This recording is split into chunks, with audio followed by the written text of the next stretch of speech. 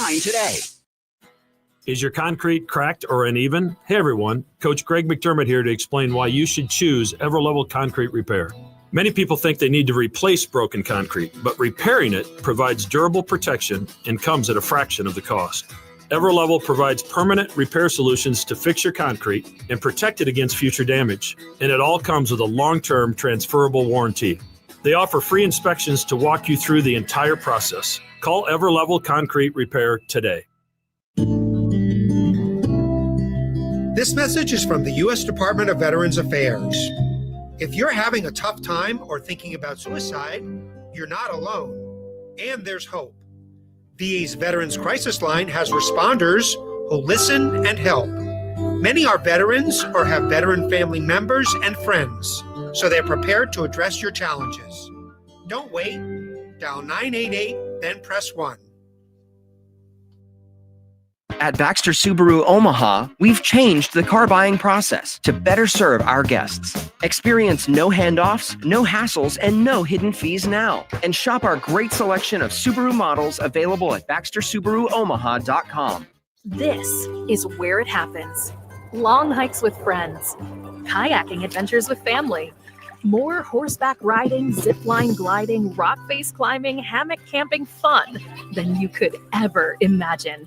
And it's all outdoors, amongst the trees and across the prairie, here beneath Nebraska skies. Plan an outing today at yournebraskaadventure.com. Sponsored by Nebraska Game and Parks, aired with the Nebraska Broadcasters Association and this station. Howdy, Greg Wagner joining you from the Nebraska Game and Parks Commission. Time now for another Nebraska Outdoor Update. Hey, what a great time to be enjoying the great outdoors of Nebraska as these days get shorter and cooler.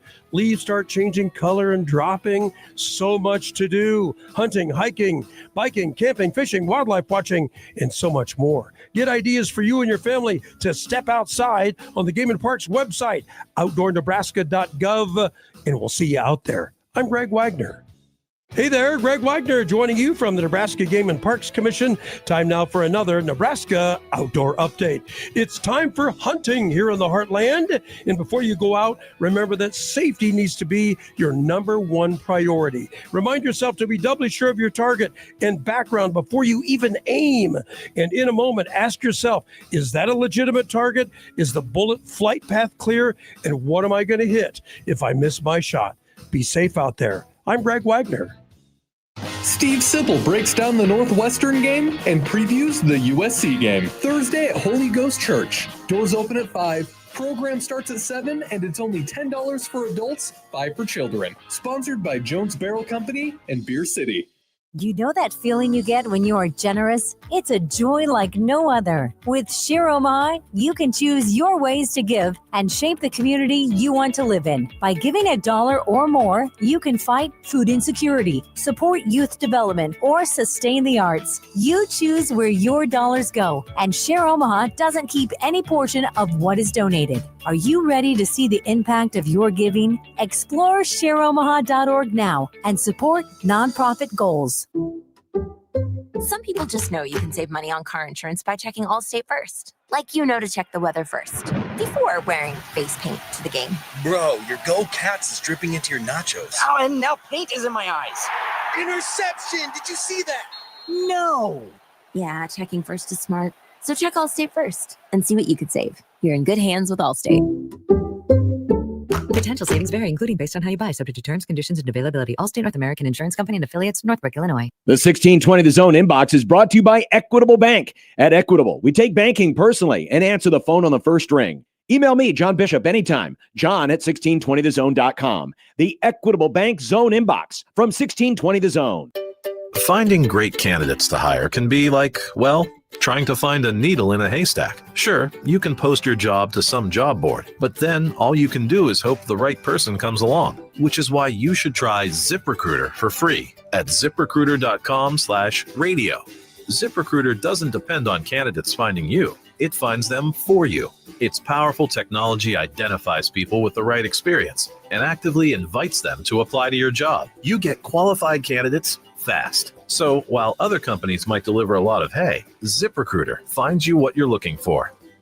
The needle in the haystack.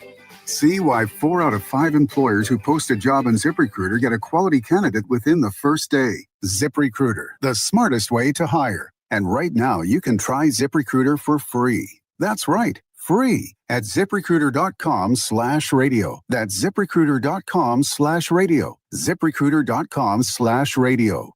1620 The Zone. Live from 50th and Capitol Avenue in the Big O. This is Gary and Matt on 1620 The Zone. 1620thezone.com and 1620 The Zone TV. Now here's Gary, Matt, and Jim.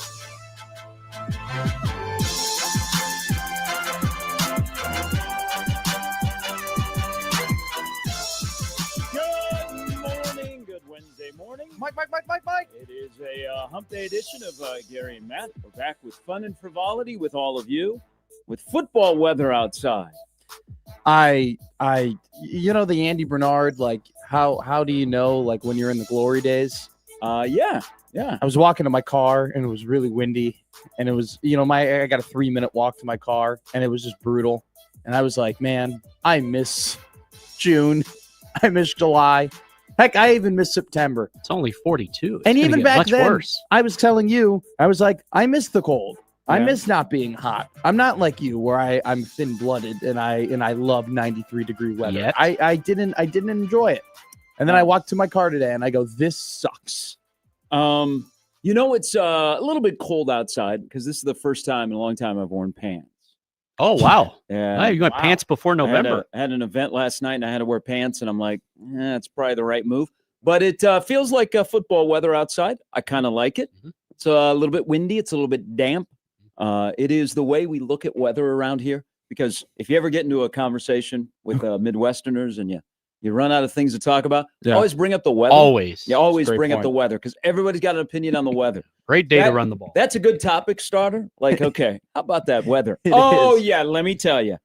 Like we do when it is, what'd you say the temperature is, Jimmy? 42? 42. Okay. Yeah. But it's a dry heat. So 42 in October compared to 42 in February. Mm-hmm. Oh, God. Well, our reaction is much different. Much different. But football weather is here. Take that, Southern Cal. Well, that's the thing. In February, you can't call it football weather. You just call it the worst time of the year is here. We did have a Super Bowl outdoors in New York City. That was football weather in February. We had a WrestleMania. We go inside and we play in domes, or we play in warm weather sites. Mm-hmm. How about we do the Super Bowl at Soldier Field? Really see who the real champion is. Oh, who the that'd real be cool to teams give Chicago fans opportunity to see real good football up close. Exactly. Great idea. Yes. I see where our you're going. owners could see what real good football is up close. That'd be great too. Well, happy Hump Day, everybody. Welcome in. It was nice last night for a World Series game to get over at a reasonable hour. Nice 9-inning game. Yeah. Good bounce back after getting in the cod piece. The Blue Jays bounced back and they win last night. They force a trip back to Canada. You do know, and I have to. I means Halloween baseball. It does. Friday's going to be crazy. Just because it's Halloween. And I'm also seeing pumpkins in my neighborhood that are being designed. Yeah. How do they look? 6'7". There's some 6'7" designs on pumpkins. This is awesome. That has taken off. I know. Nobody knows what it is, but it's just 6'7". And now they're on the face of pumpkins, and they'll be smashed in my street on Saturday morning by the hooligans. This is like Sketch. You know when Sketch got real popular, Tuesday, brother. Yeah. Like I was about 3 weeks ahead of that, and then it blew up. Were you following Sketch? I was one of the original. I don't know what they called us, the Sketchers or the Sketchies or the Sketchettes or whatever. But I some wear them, some follow. Yeah, I was a big fan. Yeah. I heard about 6'7" 2 weeks ago, and now it's officially hitting its peak, and I'm over it. I'm over whatever. I was a 6'7" guy during the summer, and then I shrunk. But yes, okay. Friday we do get baseball, but I have to admit something here. Okay. My guy is mortal. I don't think he's a true alien. I don't think Ohtani is a true alien, because you know what? Aliens do not allow themselves to go 0 for 3 at the plate, strike out twice, give up 4 runs, and be the losing pitcher of a World Series game. Mm-hmm. So my guy is mortal. The people in South Dakota that were going to put him on the Mount Rushmore next to the presidents, mm-hmm. maybe put the chiseling items away. maybe for a day, and let him see what he does tonight. So it happens. You know what? Save that for You know Wendy. what? Our sweeping reaction to people and events, just day by day. So my guy's mortal. He's not an alien, which maybe is refreshing. And how did the turntables here? I feel like I'm about to defend him against you. A ground ball last night, his final at bat. He just had low energy. He needed a nap. Aliens don't do what they did the night before and then show up and just have no energy. He was exhausted, and he still pitched 5 innings, and he still was incredibly competitive. And probably, I mean, if the Dodgers had their regular bullpen, probably would have been pulled after 4. It probably would have been pulled before the next time he had to face Vladdy Jr. after he gave up the home run. He was tired. He was shaking like 8 times toward the end of the game because he just wanted to throw the slider or the splitter. So he's human. He's not an alien. He's human because he is mortal. And some days we have bad days, but we will have good baseball because we get a Game 5 tonight. You know, if you win a Game 5, what happens? You probably win Game 7. You're up 3-2. Oh, okay. And you 67? What did they flash last night on Fox? 67% of the time when you win Game 5, when it's 2-2, you go on to win the World Series, and the World Series is going back to Canada. 6-7% of the time. Exactly. Thank you very much. You're very welcome. I see what you're doing there. I know you're teaching me. It's going to be a very hip show today. Well, you're making me hipper, and both of you have made me care about the weather. So things are progressing. You should care about the weather. You live in the Midwest. It's fun. Well, I never really did before because I would just wear sweatpants and a hoodie and think I was fine. But now, I was about to say living with you two, being with you two. Hearing your living situation, I think I'm good. My living situation is awesome. I like awesome. to live vicariously through your living situation. Don't lie and say that you wouldn't want to live just at least one day in my shoes. I did. I was 21. I lived with 7 other guys going to college in Lincoln that all turned 21 in the span of about 4 months. Yeah. I lived on Mass Street. Pig. I'm aware. 26th and W. See, I don't do that. I sometimes think about those days, but I don't know that I would ever want to go back. I mean, Joe, I call my period cirrhosis. It's a great time. We were a friggin' mess, man. Joe Flacco admitted that he likes to be Matt McMaster. He was like, you see that guy alone sitting at the bar, just eating by himself? I thought Didn't he say the guy was 40? Well, no, I think he's just referring to dudes who just sit alone at bars and just like watch. Brian Kelly. Yeah, but I think yours like is different. You're like a college kid. You're a college kid living in a dorm. I'm not living in a dorm. I'm doing dorm. my best not to they be a identify college kid. at Creighton. Those they do call where you live dorms. Which is like fancy dorms. There's been it's way #blessed. Okay, they are not dorms. They are way fancier than dorms. They are actually Should like see some of these apartment living dorms spaces. now. There are multiple families with kids who live there. I want to call them dorms. That was my high school. There are kids. There are families that go to college. I've seen them in Lincoln. I don't think seen them at UNO. I think that these are like they're non-college. Oh, non-traditional students. No, they are regular families. We can have non-traditional students that have families that go to college. I don't know that they live in the dorms. They usually live in like an It's apartment not or a house or dorm. something like that. It's an apartment. But have you seen the dorms though? The dorms have changed. So you could they're very nice. They're seeing sweet. pictures of your place. You could say, "Hey, I do live in a dorm." No, I don't. And people would be like, "Oh yeah, they're all nice." A dorm does not have a kitchen. A dorm does not have an island. A dorm does not have two. You live in a dorm suite, then? Yeah, I have two 75-inch TVs. Okay, two now other we're just smaller bragging. TVs. I got a whole kitchen table You need that's to separate go, from my You island. need to go back down to Lincoln and go to the Atmosphere because that is those are nice. Yeah, those are dorms. But suites those are off campus. apartments. Those are apartments. But you live with a bunch of college kids. Which I you don't. Do.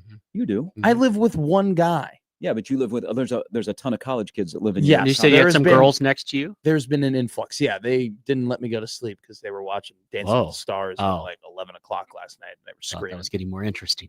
My walls. Your walls are that thin. Yeah, so like a dorm, my walls are that thin.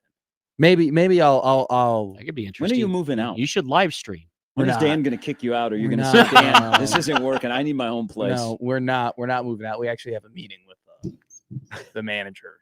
The What are you going to negotiate? Yeah, like your rent? Yeah. I don't know that happens, but what's your plan of action? Yeah. Because I'm kind of intrigued now. So we have a lease up until April. Can you live tweet it? But we don't know if like there are just other things where it's like we would like to live up until next December.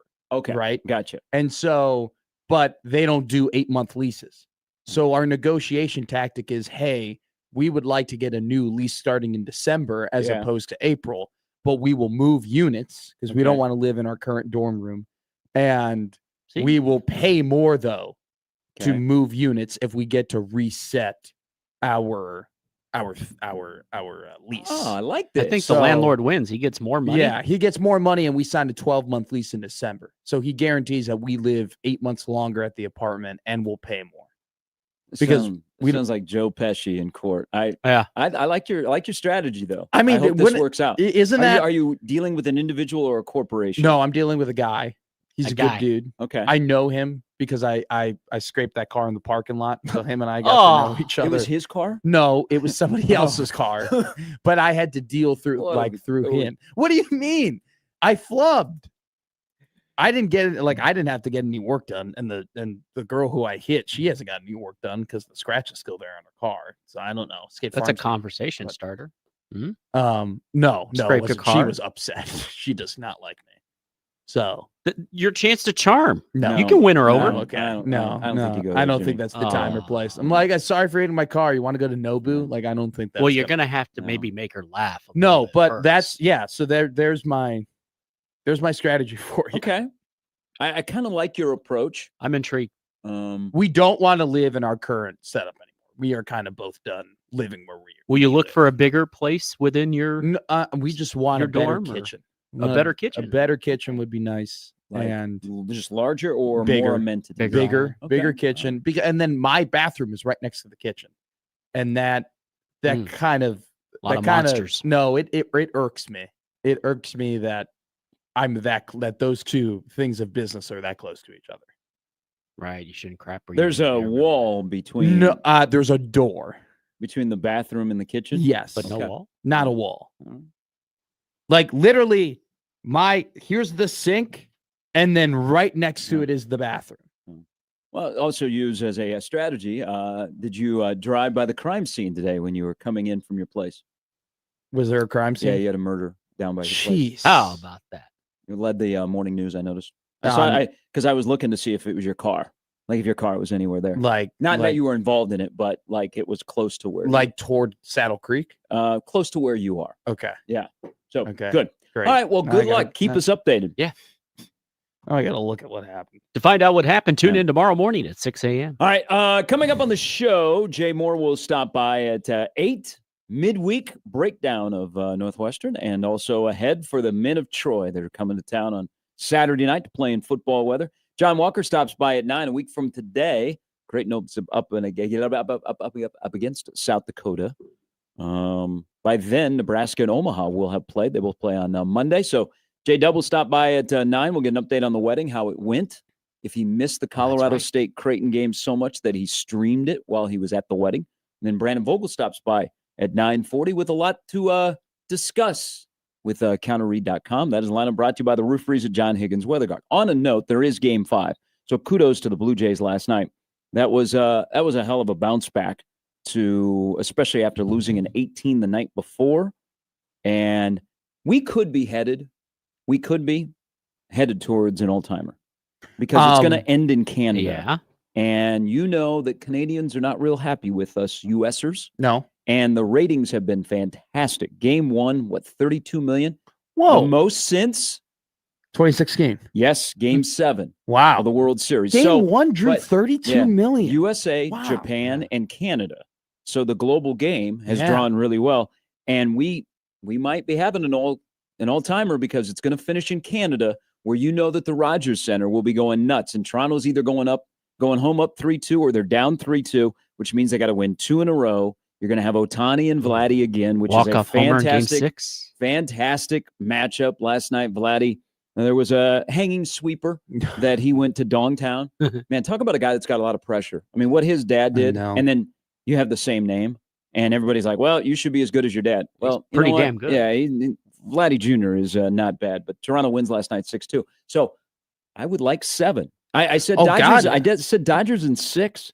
But I'll take in Canada the Dodgers and the Blue Jays. Oh, so opposite USC Nebraska I was on Saturday night. I was doing the math yesterday and this is how you kind of know it's an all-timer because you really wanted to go to 7. Mm-hmm. Shohei would start Game 7 when he'd be on 4 days. I don't think No, it would Five? be who the hell five? started game 3? It was so long ago. Glass now. Yeah, so Glass now would Yeah, start they'd game throw 7. out Glass But now. Shohei would be Could available to relieve in the bullpen, and then he could get the save or something like that. Unless they pull a Garrett Oh, Cole. that would be a pain for the Blue Jays. Because remember, they thought Put him in. Shohei was going to get on a plane and come to Toronto, and they were going to make him a Blue Jay.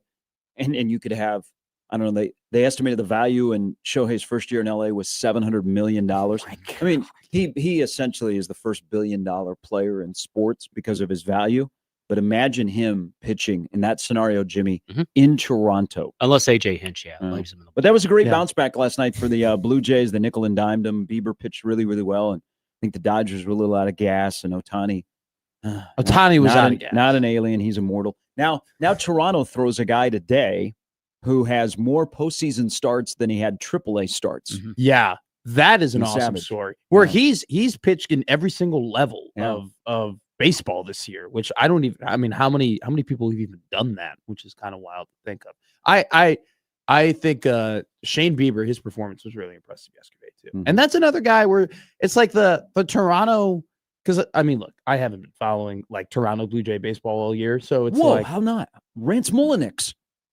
I'm George I'm a very casual baseball fan. You are expert baseball Blue fan, Jays. and so I give Cito Gaston, very underrated. I just like how when I used to really, really watch baseball, that the Blue Jays still have dudes that I have memories of. And Lloyd that were, Mosby? Well, no. George Bell? Well, it's like they start, Jesse Barfield? they start Scherzer, and you're like, dope, Max is still kicking, man. This is awesome. They start Bieber, you're like, hell yeah, bro. Like, and then they got Bichette. And you're like, I remember when he was a rookie and people were like really excited about him. And then he's had an up and down career. Like the Blue Jays have been like a successful NBA roster that signed all of your favorites from 2016. Matt misses exhibition stadium. The way the birds would just fly in and the wind would blow. Hey, imagine Saturday night for the LA viewer. So game 6 will be on Halloween in Toronto. Canadians celebrate Halloween? I'm not sure about that. They celebrate Thanksgiving early. I don't know if they celebrate Halloween with us. Why wouldn't they? Well, not everybody celebrates Halloween. But isn't Halloween originally like an Irish holiday that was just adopted by Canada? Us? I thought it originated in Haddonfield, Illinois. But you would have Game 7 of the World Series going on at the same time of Nebraska USC. Oh, wow. Now, I know USC's footprint in LA is not as large as the Dodgers, of course, but that would be an interesting double screen to have Game 7 of the World Series, a highly important game for the Dodgers and an extremely important game for USC's fortunes. That's what it's great to be a sports fan. But I think because we're going back to Canada and that place is going to be rowdy and it's USA versus Canada. It's destined and I for get 7. to hear my song and I get to see my flag again. It's not your song and it's not your flag. I don't know why not. He's not the only one that likes that Canadian anthem. I've been to Canada. I think if you've been to Canada outside of cities that are very popular, you get to say, that's my flag. That's my song. You get to shout out Windsor. You go to Saskatchewan and you get to say, I went to Thunder Bay. And hung out for 4 days. Is that where a baseball team was at? No, it was a hockey team in the USHL called the Thunder Bay Flyers. We bussed from Lincoln all the way to Thunder Bay. Stayed overnight in Duluth, and then crossed the border, went into Thunder Bay. Beautiful area up there in Ontario. Beautiful. Thunder Bay, it's okay. It was okay town. Yeah. Very much Canadian. Like it's you like the Mackenzies. You know that Rush. you're not in the US anymore. But yeah, I if you've gone to like people go, I went to Alberta, I went to Calgary, I went to Edmonton, I went to Vancouver. Beautiful. Vancouver is absolutely beautiful, by the way, if anybody goes there to visit. But get outside of Vancouver if you're going to British Columbia. Go to Regina. Toronto is great. The 2 times I've been to Toronto, I could live in Toronto. Okay. Wow. Yeah. I've not been to the French speaking part of Canada. I've left that to other people. Okay. But I've been to Thunder Bay, so I think I can go. I like the song. I like the flag. Yeah, well, okay. That's fine. You said my song, my flag. I think you would have to be born fair, in Thunder. our Thunder song. Bay. But you know what? They also are going to sing my song, and they're going to show off my flag There tonight. you go. Yeah. Whoa. Wait. Are you referring to the American flag? Yeah. Or okay. I you know what? I'm a dual like citizens. No, you're not. I like the U.S. and I like Canadians. I just feel bad for the Game 7 of the World Series if they have to compete against Cincinnati and Utah. I mean, that's going to be. Well, that game starts late. So well, you that's can 8. still, Isn't that 8:30? So still, it's at 9:15. So you can catch the end of it after Game 7. I mean, talk about the unstoppable force meets the unmovable object. You need a third. Well, I'm TV. sure while people are wearing black in Memorial Stadium, they'll be watching Mhm. Game 7 of the World Series. They might just put it on Husker Vision. They might. Oh, They you know what could. they did finally? So they used to show a lot of like other games that were going on or highlights of other Sure. games like during a break, the amount of TV commercials. But when you're sitting in the stadium, they seemed a lot longer. They finally went back to doing that this weekend. Really? Yeah, they were showing highlights of different games. That's They good. used to there were, and I don't know what the restrictions are, Mhm. but they used to cut into live games and they'd carry them during when they don't have like a vignette going on. Sure. They would carry a live game so people would be sitting there watching a game. They need more vignettes. We need more vignettes. Well, here's my thing. Okay. So I go to Notre Dame Stadium, Okay. and my dad is an old Old man. man? Okay. And he is like, we got to get in the stadium 50 minutes before kick. It seems And- like he's late. And I know. Nebraska fans, when that gate opens up 90 minutes, they're in there. They want to see the specialists come out. and he warm wants to up. see he wants to see the warm-ups, he wants to see everything. But during that time, that maybe half hour before Yeah. like they officially come out to warm up, they play like documentaries of like Notre Dame football and like history and rivalries and things, important stuff. Mm-hmm. Does Nebraska do that? Because when I used to be in the press yeah. box and work, they wouldn't really Well, they show a lot of the fans and the warm ups and things like that. yeah, but I would love it if they did like a documentary like that, or like each game they're like, hey, we're gonna take you through the Colorado. We're gonna take you through Amir Abdullah, his greatest. I don't know why they don't do that. That's a good question. At Georgia, they do this simultaneously when they have the recruits on the field. They run a list and highlights of all the Georgia players that are in the NFL. Yeah, and it's almost timed where they bring the recruits to the end zone and the scoreboard in the open end of Stanford Stadium. That they start playing that. I'm like, oh, okay. Yeah, guys, turn around and look. See all those guys in the NFL right now that played right here in Georgia. Hey guys, let's just watch Eagles highlights for the next 25 minutes. Maybe they'll do that for the Nebraska recruits that are in town. Nearly 60 recruits are going to be here for Saturday night. We have plenty on that matchup because I think one talking point needs to be retired this morning. I will do that. I'm not asking everybody to join me, but I'm going to do it. We will get into that again. Jay Moore, John Walker, and Brandon Vogel all to join us on a Wednesday edition of Gary and Matt with Jimmy and you, if you'd like to join the conversation. And you know what? This is a very important day on the show. And it's a very important day for us here on Earth. Okay. Because when you go back to Monday, Nebraska Ball Mike said today is it. Mhm. Like, this is our last show. Mhm. An asteroid is going to hit Earth, and we're done. So all of the talk about a game on Saturday night is probably going to be for nil. It's hypothetical. Yeah. Nebraska Ball Mike said we're going to die. There's going to be a big rock or a turd or whatever the hell that is, an asteroid, coming towards us at 150,000 miles an hour. I don't think he. This bodes badly for your communicated it. negotiation. I don't think he communicated as well as he could have. But he was thorough. I mean, it I don't could, think I sensed. I don't sense anybody else is a little bit worried about the us coming to an end today. No, So- but it could be a pretty big day in science. I mean, what? So the Nebraska Ball Mike got me down this rabbit hole, and I started reading about the meteor, and there Wait actually to the end of are the segment to drop. I'm this on saying us? he didn't communicate it as well. I mean, it's yes, you're right. It's not gonna. This should have been take 5 but, Monday. But So are we in trouble today? no, but it does just knocked have. on wood. This is an interstellar. I got a couple of Zooms today. This Do I isn't- need to be on them? This is an interstellar meteor. This is actually a significant day in science. It's an Okay. interstellar meteor. There's only been like 2 others in the history of mankind that we have been able to like see and track. And this Okay. meteor Love to does forward. have some elements that we haven't seen in meteors before, which is why it's getting everybody Am I going to be curious. able to go outside and watch this? No. Oh. It's Should I not even gonna bother pass going to the close game enough. Saturday? Will there even No. be a Do game? I have We're to gonna go to be the fine. Mueller Planetarium to watch it? I'm just telling you that there actually is some significant like scientific, research that could be done on Should I this. go home and Man. say bye to my baby? Hey, it's tough then for the people in Jamaica. They just got hit by a Cat 3 to And now Cat a 5, meteor. and now a meteor is coming. A meteor is not coming. So we're safe. We're fine. All right. Could have just skipped to that TLDR. But I am telling you that you might hear some things about like what this thing is. There will be a Thursday. If your prediction goes wrong here, my prediction, it's NASA's prediction. I don't know if you can come back from that one. I don't think we'll come back. To be fair, none of us will. All right, so prepare accordingly today that this is Earth is going to come to an end, according to Nebraska Ball Mike and Newsmax. And it's brought to you by News Nation. News Nation. I watched that. It's 18 minutes on YouTube. Did you watch it? Well, I mean, I had to kind of look and see what the hell he was talking about. Were you freaked out at all? No. Yeah. Okay. We got lasers. Yeah. Supersonic lasers. We can shoot down boats in the Caribbean. We can shoot down asteroids coming at us. I got faith. I don't think we can, but Meteor can't stop America. I got faith. President T just boop, bam. I don't think that's how it works. All right. Well, let's talk about USC and Nebraska instead. Let's do that. Just in case they play. We're off and running. You can join us on the show. Say goodbye to whoever you'd like to. Your favorite memories of Earth. 951-1620. That's a 402 area code. That or your favorite zone still memory. exists. That's the Prairie Flower Casino Zone hotline. Good luck, everybody out there. Godspeed. This, if you're a kid that doesn't want to go to school today, use this as an excuse. Mom, Dad, this is going to be my final day on Earth because we're going to get hit by a meteor.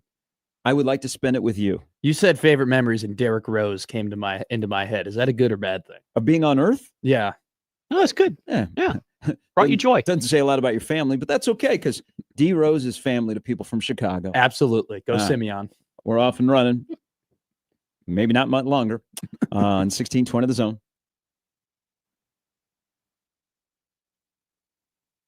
Omaha's most listened to all sports radio station. Again and again and again. 1620 The Zone. Host is roasting every morning. Host is roasting every day. At Host Coffee, every cup of coffee served comes with a promise. A promise of quality, innovation, and a dash of fun. Ensuring your workday is as delightful as your coffee break. Call Host Coffee today. Proudly serving Nebraska since 1972. Host Coffee is always roasting something good for you. The Kia Fall Savings Event is on now at Edwards Kia. Lease the 2025 Kia Soul LX starting at $189 a month for 24 months with $2,000 due at signing. That's a $189 a month lease for 24 months with $2,000 due at signing. Trusted service, transparent pricing, and fearless deals. That's Edwards Kia. It pays to make the drive to Edwards Kia. Stock number K251560. 2-year, 20,000-mile lease. Tax, title, license, and $650 acquisition fee not included. Security deposit waived. With group credit while supplies last. Offer ends 11/3/25. Some people just know you can save money on car insurance by checking Allstate first. Like you know to check the weather first. Before wearing face paint to the game. Bro, your Go Cats is dripping into your nachos. Oh, and now paint is in my eyes. Interception! Did you see that? No. Yeah, checking first is smart. So check Allstate first and see what you could save. You're in good hands with Allstate. Potential savings vary, including based on how you buy, subject to terms, conditions, and availability. Allstate North American Insurance Company and affiliates, Northbrook, Illinois. With the new IHOP value menu, $6 is all it takes to go to your happy place, where stacks of pancakes with bacon and eggs are just $6 every day. French toast, sausage, and eggs are, you guessed it, $6. And fluffy omelets come with a side of pancakes and only cost $6. Go to your happy plates every day at IHOP. $7 in some locations. Available every day for a limited time at participating restaurants in the U.S. Hours may vary. No substitutions. Not valid with other discounts or promotions. Prices may vary. Sunday morning is all about church, bacon, and the Sunday paper. Right next to church and bacon, Sunday's made for hot takes and reactions on Severe Reaction. Join me, Michael Severe's Sunday on 1620 The Zone with Severe Reaction from 8 to 10 after every game. What went right, what went wrong, and an honest take on what happened on game day. We'll also take calls from the most important voice of all, yours. Severe Reaction, Sunday mornings from 8 to 10, powered by Equitable Bank. We take banking personally, and by Nebraska Medicine, together, extraordinary, on 1620 The Zone. Hello there, Greg Wagner joining you from the Nebraska Game and Parks Commission. And yes, time now for another Nebraska Outdoor Update. Hey, what a great time to be enjoying the great outdoors of Nebraska as these days get shorter and cooler, leaves start changing color and dropping. So much to do: hunting, hiking, biking, camping, fishing, wildlife watching, and so much more. Get ideas for you and your family to step outside on the Game and Parks website, outdoornebraska.gov. That's outdoornebraska.gov, and we hope to see you out there. You know, it's time for hunting here in the Heartland, and before you go out, remember that safety needs to be your number one priority. Remind yourself to be doubly sure of that target and the background before you even aim. And in a moment, ask yourself, is that a legitimate target? Is the bullet flight path clear? And what am I going to hit if I miss my shot? You be safe out there. I'm Greg Wagner with Nebraska Game and Parks. When it comes to protecting your home, J. Stennett Contracting takes pride in ensuring every detail is handled. Roofing, siding, gutters. When it comes to the exterior of your home, J. Stennett Contracting has you covered. This fall, consider gutter guards to block debris and prevent clogs and save you the hassle of regular maintenance. Schedule a consultation today and let J. Stennett Contracting's expert team and durable gutter guards ensure your gutters are working properly in every season. J. Stennett Contracting. We have you covered. JSCRestoration.com. The Zone Hotline is powered by Prairie Flower Casino. Play longer, win more. This season, when the Creighton women's basketball team hits the road, you can hear all the action on either 1180 The Zone or News Talk 1290 Coil. Creighton women's basketball away games all season on 1180 The Zone and 1290 Coil. Tell us how you feel on the JTech Construction and Solar Zone Twitter feed. Reach Gary, Matt, Connor, Josh, and John anytime on JTech Construction and Solar Zone Twitter feed. Contact the official exterior and solar experts of the Huskers. JTech Construction, your exteriorexperts.com. And we're back. Here's Gary, Matt, and Jimmy on 1620 The Zone.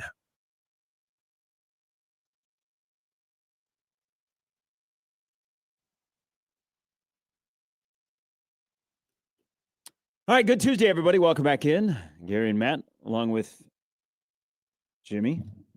Who is this? This is Miley Cyrus. The song is called End of the World. Oh. So this is the last thing you hear. Sorry. So you had anything new lately? No. I see your dad is playing backup quarterback for the Chiefs. Gardner Minshew is Billy Ray Cyrus. Yeah, he had the Billy Ray Cyrus look coming into Arrowhead the other night. I think Gardner Minshew is awesome. He's made the Chiefs infinitely more likable.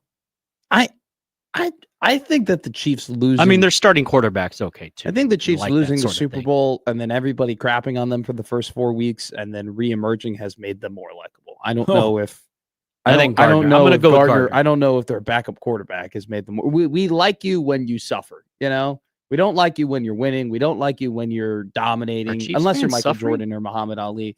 Like we don't like people who are just at the top of the sport and then they get knocked down a pedestal and you're like, okay, now we like them again. I appreciate you guys saying that about my NFL team, but I'm going to say from my perspective of my NFL team, people still hate us. Oh, there are plenty of people who still hate you. You know, but I the don't. Eagles are getting a bunch of calls. Nobody has Jalen Hurts memes with the official exchanging jerseys. Just saying. Just saying. But we do finally have everybody in media who was complaining that the tush push shouldn't get banned. We now have the people who are on that side are saying it should get banned. So now people are kind of turning on them. And this whole AJ Brown saga has made people kind of a little upset at the Eagles and the fact that they can't get their incredible wide receiver involved in anything when the defense is running zone. I don't know that he wants to be involved in anything. Well, I understand his frustration because a team runs zone against Jalen Hurts and he either wants to chuck it deep or he wants to check it down and he does not want to throw it over the middle of the field. He's played pretty well, though. He has. No, but I mean, I'm just talking in relation to that current situation that he just doesn't throw it over the middle of the field when a team runs out. That's just what he does. Have they already won that division? Yeah. Okay. I mean, their biggest threat has major injuries now. So what, the Colts, the Bucks, and the Eagles have all won their division midway through the season. Yeah, I thought Jacksonville was going to give Indianapolis a bigger fight, but I just think it's pretty clear that it's not going to happen now. And after the Panthers lost to the Bills, yeah, that's kind of over and done with. All right, a little bit later, Jay Moore will join us. Everybody has stolen the Will Bolt line, gritty over pretty, to describe Nebraska's win over Northwestern. Can they do that again Saturday night against USC, where USC has the #1 passing offense? 326 yards per game. Yeah. Nebraska has the second best passing defense in terms of yards allowed, 127.5, which is a wild number. That's wild. You do look at some of the quarterbacks. Some have been pedestrian. Others have been corralled. I think Nebraska's coverage is pretty good.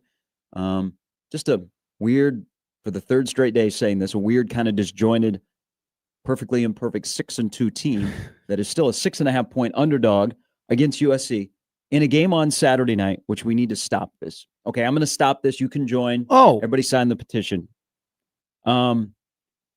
It's Wednesday. This isn't a blackout thing. Because okay. Nebraska, I thought it was. No. Nebraska's gone all in on the blackout, and that's perfectly fine. Okay. They've got blackout flags that are flying atop the stadium in Lincoln. They're talking about it. They're encouraging it. If you get emails from the athletic department, the ticket office, everything is geared towards a blackout. And I think it'll be very successful. But how much is that going to help you on the field? I think one thing we need to stop today is we need to stop this of, the stadium needs to be loud. We all have our favorite memories of going to games there where the stadium was loud. We can rattle them off, and it's great, and those are great moments. When has there been a night game outside of a drubbing or two by Herb where the stadium has not been super loud? Yeah, so, that I can so think if of. you want to go to bat and say, man, Memorial Stadium is a death trap, man. People come in here, and people are on them, and they're like, hey, have a good game. Oh, I'm going to get you. You know what? We need to stop talking about, is it going to be a good atmosphere? Is it going to be loud? People need to be loud. You know what? Nebraska fans are smart enough that when Colorado shows up or Michigan shows up to play a night game and the opponent on the field resonates with you as a fan that you hate them or it is a big game, when have Nebraska fans not shown up? Now, even the Ohio State drubbing at night. Yeah. Twice. Nebraska fans showed up at the beginning of the game. And then the team on the field said, hey, thanks for coming, but we're not going to play tonight. I hope you had a good time. So Nebraska fans will show up on Saturday night. They will be loud because of the team that they're playing in USC and the stakes that are there. Primetime game, day after Halloween, blackout, all the buildup to this.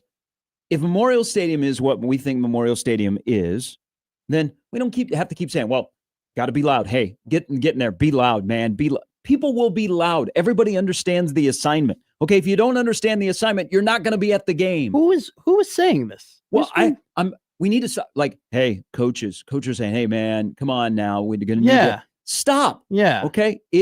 I think we get it. People will show up. They know to be loud. Too much is being made of, is Memorial Stadium going to be loud? Yes, it's going to be loud. And it all depends on how well you play to how long it is loud in that stadium. Well, so there it is. That's you're totally right. If they suck, everybody has their right to not expend their energy. It's going to be a great environment. Yeah, it's going to be fine. I was curious, though. So, Dana, I really liked Dana's press conference yesterday. I thought it was one of his better ones that he's had. I would love to have just a sit-down, off-the-record convo with Dana Holgerson and ask him, hey, you said that there are some stadiums that people think they have a home field advantage, and they don't have a home field advantage, and that there are some teams that think that people assume they like playing at home, but they don't like playing at home. I think that's Nebraska. No, he wasn't. He wasn't. He was talking about. He didn't say Nebraska specifically, but when things don't go well in that stadium, it is a tension convention. But he was saying that it's an actual advantage. Before he said all those things, he was saying that Nebraska playing at home is an advantage for Nebraska. So I don't think he was referring to Nebraska. So he was not. But I think there are some players, and first of all, I'd love to play before 85,000 people dressed in red. It is when things are rolling, it's a great place. When things aren't going so well, and it's a little bit sweepy, there's empty seats when you come out to warm up. Yeah. Okay. And people are like, and the first time you turn the ball over or go 3 and out on your opening drive, you can literally feel the groan in the stadium. Yeah. And I think there are, because I've been told this, that yes, it's great. The fans are great. They support you. There's nothing like walking through the tunnel walk and all the fans want to slap your hands and everything. But that people are just way too nice. Like you go to other places and your your mom that you don't even know about that left you in front of the fire station when you're 2 is getting heckled by the opposing fans. Like, there's a lot of players past, maybe a couple current, who are like, wow, this is a great place to play football because people like football here. Sure. But it's not like an intimidating, you're when the visiting team walks out on the field, people are like at the gate. Like the biggest, meanest looking Nebraskans are standing there just staring them down. Sure. It's really nice because you also have the element, and and I never thought this until a former player who I used to do a show with told me this. Because Nebraskans You're are right. rewarded for clapping for the visiting team coming off the field. They are. That rubbed current players the wrong way. Yeah. Like, hey, great sportsmanship, but you're clapping for them coming off the field? Come on, man. I can see that. Now, I do also think, though, there is the balance of, like, you don't want to be Colorado, right? Or you don't want to be Missouri, or you don't want to be those fan bases where you have a reputation for just being super mean and super unlikable and distasteful and, like, literally physically threatening people. No, I think the niceness towards visiting fans is something that should be celebrated in Lincoln, because other than Colorado, it and probably Iowa, for the most part, like the Michigan fans that were here, they were overwhelming of how nice people were, give them recommendations where to eat in the stands. Hey, good luck, the rest of the year. Come back anytime. Mm-hmm. I think it's all about the opponent. That's why USC. I think USC will be kind of a friendly atmosphere if you're a USC fan. It will be. It is the rivalry. That's the Colorado. Okay, Nebraska doesn't like Colorado. Colorado doesn't like Nebraska. It's ingrained when you come out of the womb and they play. Mm-hmm. There aren't many opponents. Miami is like that, and think about some of the loudest games that have ever been in that stadium. Sure. Where it hasn't just necessarily been loud with noise, but it has been angry. Mm-hmm. Like Miami is a prime example. Colorado last year is a prime example. Okay. Yeah. But loud and engaged.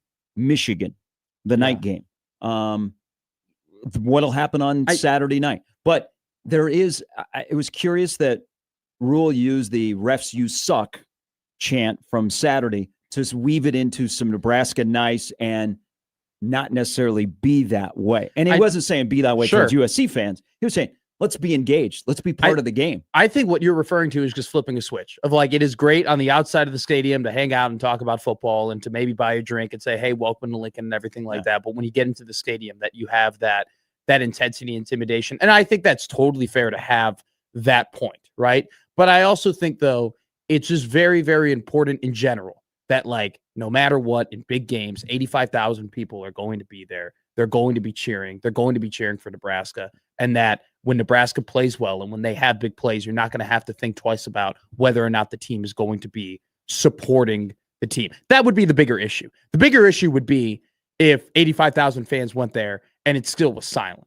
To me, them being more intimidating and them being meaner and everything, that is almost like a cherry on top. But I do think it's totally a fair thing for the players on Nebraska to be like, don't cheer for the other team. That's fine. Yeah, and I don't have any problem with that. And you hear this because this is like a stock question from Nebraska media towards opposing players when they come, hey, what was your experience like at Memorial Stadium? Yeah. To a man, they all say, love playing there.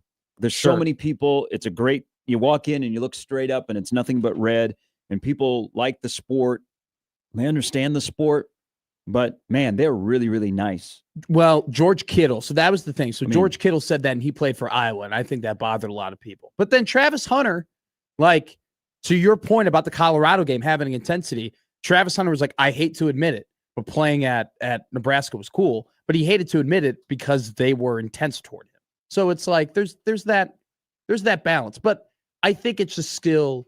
No, you don't have to spend the day going, hey, man, remember, big game fans. No, God, no. People understand the assignment. It will be the game. What's at stake will the environment will match the game. I guarantee that will happen on Saturday night. But how long that lasts is how the game goes. And but the whole discussion in college football about home field advantage, how much of it is weighed towards the environment of the stadium, the fans, or simply the team you're playing is pretty good. Sure. I mean, Death Valley is not as intimidating when you're playing LSU and they're not very good. Exactly. But when it's at night and LSU has a really good team, Yeah. you're like, damn, we're already down 7 points. Well, I think that's I've gotten mad at people when they go like, well, this is Nebraska home record. Like, is it really a home field advantage? I'm like, the fans aren't playing. It ain't 85,000 people versus 11 guys. Okay. Like, if Nebraska isn't fielding good teams and isn't coached well, it does not matter how many people show up and they're cheering. Like, at the same time, though, like, coming from where I've come from and growing up with the team that I grew up with, 85,000 people at a stadium to me is so cool, and is like, how could you complain about that at any facet, right? Like, that's because I grew up going to a stadium where we had a 9-win football team, and we were lucky if 70% of the people like filled up the stands, and that's just my view on it. But I mean, you come to places. So, Michigan, if you're a player at Michigan this year, you got to play in Norman, Lincoln, and the Coliseum. How cool is that? Yeah. If you are at USC, you have played at Notre Dame Stadium this year, and your next game is at Memorial Stadium in Lincoln. I mean, that's dope. That's pretty cool. Now, where I do think the environment on Saturday could cause some issues, and again, when Nebraska fans are on point and it's a big game and they're intense, you can cause problems for Maeva. Oh, God.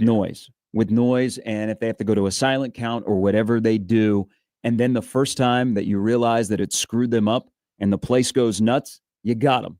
You got them. Sure. Look what happened last year against Colorado. Once they realized that Shadur Sanders was going to have trouble with the noise, it got louder. Now, the one thing about that game last year is Nebraska's style in the second half really muted the crowd. Oh, yeah. That crowd was out for blood once the second half began, and Nebraska said, okay, we're good. Well, and the referees like zapped it too. Like, there were some really bad calls that like negated some big plays. You make a good point though. Like, how long will it last? To me, like, if Nebraska, like a good crowd, even when you're down 7, you're still as loud as when you're up 7. You know? But if you're down 7 and you're already waving the white flag, that's when I would question, are you really a good crowd? Yeah, what needs to happen is a bad call right away. Oh, and just get them like all a pissed off. bad call. Yeah. Because that's thank you to the crappy refs on Saturday against Northwestern. Bad calls got fans woken up and they stayed engaged in the game. Or how great would it be if USC pulled a Michigan at Happy Valley and they had to call a timeout on the very first play of the game because they could not. They literally so on couldn't point hear. for a Lincoln Riley team. What is Nebraska statistician over there? 53-11 in their last 64 home night games? Oh my God, I did not. That's a hell of a stat. USC a high winning percentage. USC is 0-4 in their last 4 road games as ranked teams. As a ranked team. That's why people wonder if Lincoln Riley can get his team up to play on the road. The home and road splits. Just look at Power 4 because they have a couple lopsided games in there. It is drastic from how they play in the Coliseum to how they play on the road. That's if you're using it against Lincoln Riley, that's one of the main things is how come you can't get your team up to play on the road as well as you play at home? That is a discussion that is going on that they're going to hear that until 6:30 on Saturday night. Let's finish the hour with Bucky. Good morning, Bucky. Hey. Morning, fellas. Hey, thanks Good for the call. Thanks for the segue as well, because like you said, with that Colorado game being so quiet in the second half, that's what I feel like is the difference here. It's hard to get up for bad football. Back when we had that home field advantage, good things happened. We felt like the coaches knew more than us. Now we know more than the coaches. The second thing I got, and I'm kind of blanking here, thanks again. Like I said, fans clapping off the other team. That tradition came from us beating people so bad that we literally felt bad for them, and we wanted them to come back and get beat again. So we gave them high fives and lollipops out the gate. Fellas, thanks for your time. Have a great rest of your Bucky, week. thank you. It did not dawn on me until it's actually Damon and I were talking off air. Yeah. And I don't know if this is, I'm usually not not in a position where I'm watching the visiting team walk off the field. Okay. At the end of home games. Do they still do this? I don't think so. Because the games that I went to as a student, no student ever turned to me and be like, "Hey, Maddie, we gotta." Well, it would be where and it's I never the section above where the visiting team comes off and the I never field. looked at that tunnel and saw people actively clapping. Okay. And I'll say this: when I was exiting the game as a student, you couldn't hear you would be able to hear the clapping and you couldn't hear that. So I don't. It's not, and I haven't seen a video of that or anything like that. No one is like a former, not a former player, a player from a visiting team hasn't referenced this, but no. So I don't. I mean, look, you're right. I don't fully know either, but in my experience, I've never seen it with my own eyes. Maybe it happens when I'm not. It's one of the things that people talk about Memorial Stadium is, hey man, the fans, they appreciate good football. They'll clap for the visiting team coming off the field, win or lose. Damon and I were talking about that off air one day, and he snapped. He was like, "That's terrible." He goes, "Why? Why are our fans doing that?" And I'm like, "It's sportsmanship. It's kind of cool. It's kind of unique." And he goes, "They don't do it anywhere else. You see us when we went on the road. No one clapped for us coming off the field." And I'm like, "Okay, I get this." But you just beat them by 50. They're happy you're leaving. If anybody sits where the visiting team comes on and off the field, do Nebraska fans still clap whether you win or lose for the visiting team? Unless they're Colorado. I definitely know that they did not clap for Colorado last year. If they do, it's definitely not vibrant, or it's definitely not something that I can. Well, it was never like a a roaring. It was usually like a smattering of applause that you went, okay. Why are people clapping? That scoreboard says 73-14, and Nebraska's going the other way out the field. All right, we'll take a break. Come back. Jay Morse coming up in an hour. We'll get his thoughts on how Nebraska gets to 7-2. Against USC, who would love to be 6-2.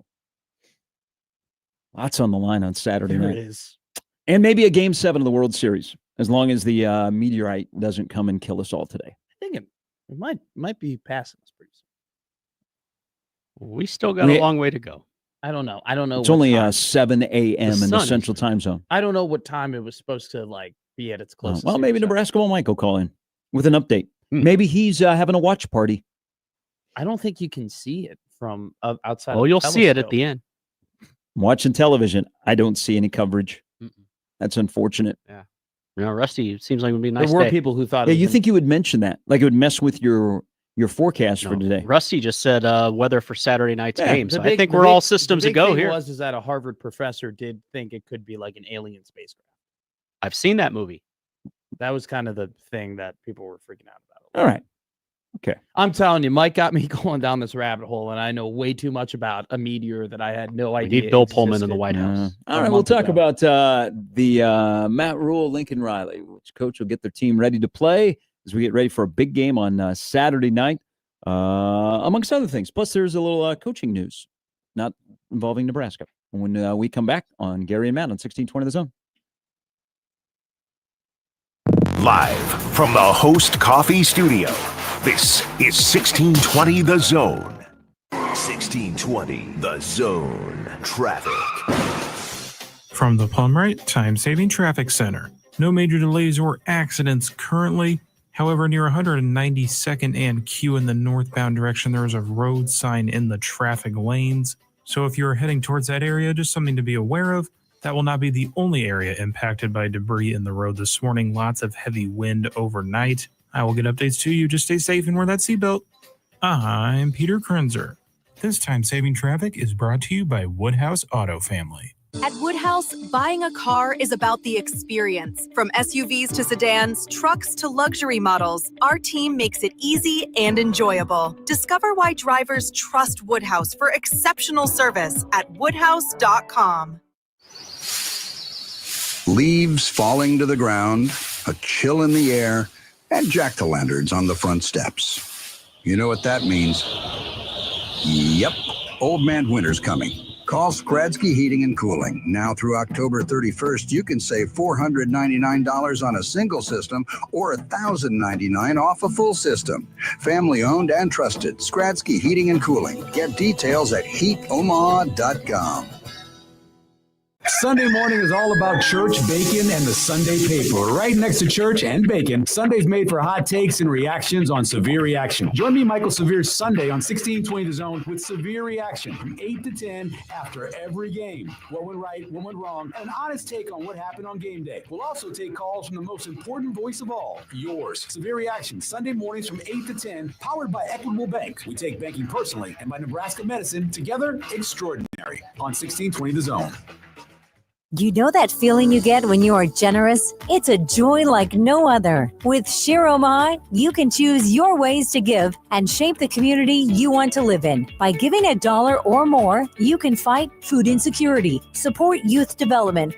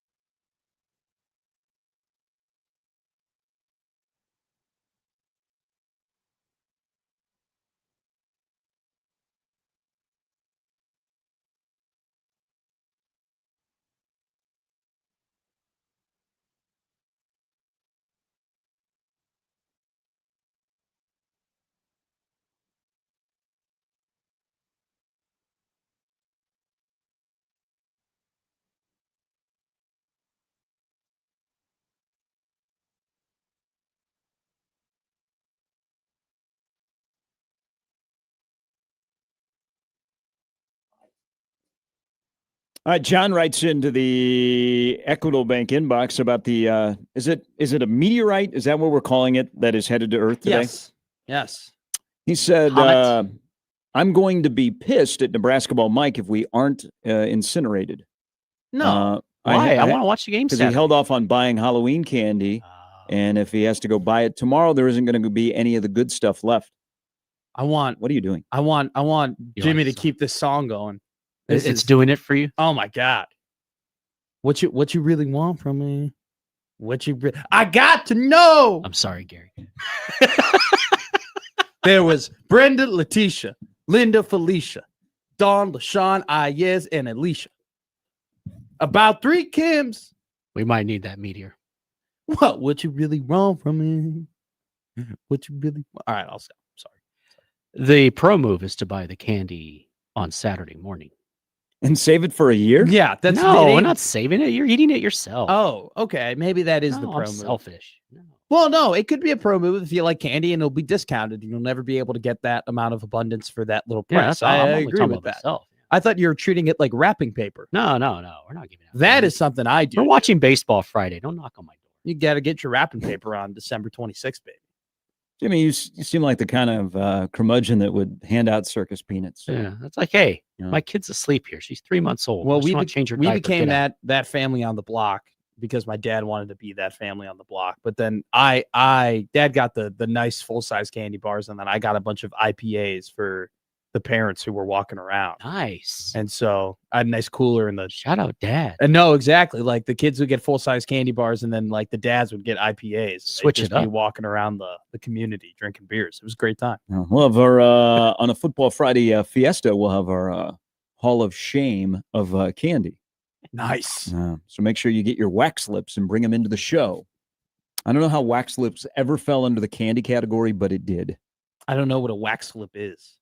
Never heard Wax of it. lips? I've never heard of that. No. was a popular candy. It was one of a weird candy. You can Yeah. find it in the nostalgia candy stores. Is that like the what are the ones where it's like it's a wax bottle and then It's you have candy then you have juice in it and you have the little juice and you Candy gotta- bottles. Yeah, Yeah. those are dope. I like those. Mhm. I was a fan of that. Anything else other like taffy? I hate taffy. All right, here is Mark, who has a answer, I believe, to our question we asked last hour. Good morning, Mark. Morning, guys. Morning. Hey, I sit in the southwest end zone, right there in the end zone. Okay. Usually they got to get it off when we're walking in. I don't really see any Husker fans cheering. The only type of people that are standing there as the team walks in and off are maybe people who know people on the team, and then usually just little Husker kids fist bumping and just cheering them. But I will say Northwestern fans on Saturday were really loud in that section right there. They showed up Wow. on Saturday. yes, man. I hadn't heard anybody be that loud this year yet, but Okay. yeah, no one really cheers for them. No really boos. The only booing were going on for the refs on Yeah. Saturday. Yeah, and that was a good boo. Mark, thank you. Have a great one. time on Saturday night. Look at that. You got this. Did you see that smile over there? Mark Pride. said, Well- Mark said the Northwestern fans were engaged. They were love our loud. cats. The only passionate fans are the parents and the girlfriends. So I mean, that's just what it is. They know that no one else is really going to be cheering for them. You're right. So they got to do it. So they have two visiting sections for fans. They have the normal one that's over in the corner where Mark was alluding to. Mm-hmm. And then this happened once Nebraska got into the Big Ten. They got to give them a certain amount of tickets. So they're way up in the northeast corner. Yeah. And there weren't a lot of purple and white up there. Oh no, God no. Look like those were tickets that were turned back in. The Nebraska fans bought up. Those would be where the actual fans who want to travel like go and sit. Okay, the ones that were being loud were mom and dad and grandma and wife and fiance and girlfriend and brother and sister, which they should be loud. They should be proud of their sons. They're playing football at a very prestigious university. Go ahead and cheer as loud as you want. I did notice when I was walking back to the parking lot after the game, there were quite a few Northwestern parents. They were wearing like their son's either jersey or a shirt that were, they were walking like in large groups. So there's I'd come to, if I was a visiting fan, I'd come to Lincoln for a game. I think of the stadiums in the Big Ten. Memorial Stadium in Lincoln is on a bucket list if you're a visiting fan. I think It was in the Big 12 too. People love coming to Lincoln. You love college football. It's funny you mentioned that. There was a long time tight end for Northwestern. His name was TJ Lang. And he played there for a while and he started, I think, for like 3 years. And so I knew he was one of the like 8 players you really know on Northwestern if you follow them. And his dad was wearing a 88 Lang like shirt like that. Like I think I haven't heard anyone really mention that until you just mentioned that is kind of a thing that for whatever reason they do. They love the customized Northwestern gear to represent their students or their kids. Did Nebraska parents do that really? Okay. Yeah. The Nebraska parents I know are also big button people. I thought the buttons, like the buttons. I love the buttons. The buttons when you were playing for me like high school football. Yeah. And your mom. You see them in the SEC. Yeah, your mom would wear the button of her son. Yeah. It'd be very awkward if they were wearing multiple buttons. But things change. What if they had brothers? There's multiple kids on the team. What if they were like dating multiple fathers of players on the team? So now they got like 4 buttons and Mom gets around. But awkward. Barb just wore the button of her all Central Iowa Metro League Conference second string offensive guard button, old number 73. Good number. I have noticed there are some Nebraska parents that wear buttons, but they wear gear where you're proud of your kid. Absolutely. Some places maybe the only thing I have to say about visiting fans when it comes to parents and even players, even coaches' wives or significant others, and I think it's definitely more on the road than it is at home. It's very obvious who you are. Oh, where you're sitting because they bunch them all together. And, some people really don't care who they're around, what they say, but especially like coaches' wives or girlfriends or whoever, because they all kind of sit and you can tell who they are. Sometimes they're like on the road sitting ducks in terms of abuse, But yeah, Sure. I would if I had a son that was or a daughter that was playing college athletics or high school athletics, as long as they're not embarrassed, I would wear, a button or a shirt or something. Yeah, be proud. You know what? Also, I know that if my son or daughter's playing well and the game's on national TV, I'm going to be on TV many times. You're going to be like Halliburton's dad? Probably not. Would you have a towel of your Yeah. son? That is crazy, by the way. That like the shirt is cool, the hoodie is awesome, the jersey's sick. To have a towel of your son, that is a whole other level. Are you on the TikTok algorithm where it's all the NFL wags and like the outfits that they have? That's become a real popular thing. Like the significant others of NFL players, like what they wear. Major League Baseball players, wags too. Yeah, and like the customization, Yeah. like they got to have the jean jacket with their guy's last name on it, and they got to have like the Juice Jack's wife. I think her name is like Kristen Juice Jack. Like she makes like customized gear and everything. That's become real popular now. Why not? No, I'm not. That's your husband. I'm That's not complaining about your it. boyfriend. I just love though that now it's like it seems like a little internal competition amongst the wives of NFL players of like who's gonna like make the best customized gear. That's a big thing from the Major League Baseball perspective is like the family room, having a really, really nice family room at your home stadium and taking care of the wives and girlfriends. I bet. Like that's their Major League Baseball teams have a certain department that take care of the families. I didn't know that. And so have you seen over the last couple of years they made big upgrades to those rooms and whatnot? No, and they've always amenities? when They've I always got had it? into Major League Baseball, it was like one of the nicest places in the entire ballpark because you want them to bring their kids to. Yeah. And it's also you got free agents out there and you're trying to recruit players to come play for you. Yeah. Say, hey, man, you come here, they take care of your families, they take care of your kids, they have a lot of stuff for the families, they have family trips.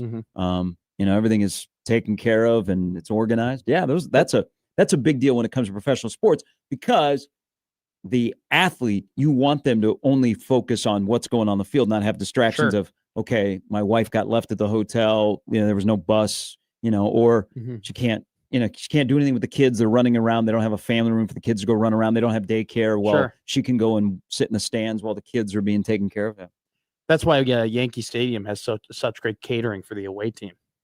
They give you that tomahawk ribeye and that French onion soup, and they fatten you up and they make you think. Imagine if you were a Yankee player.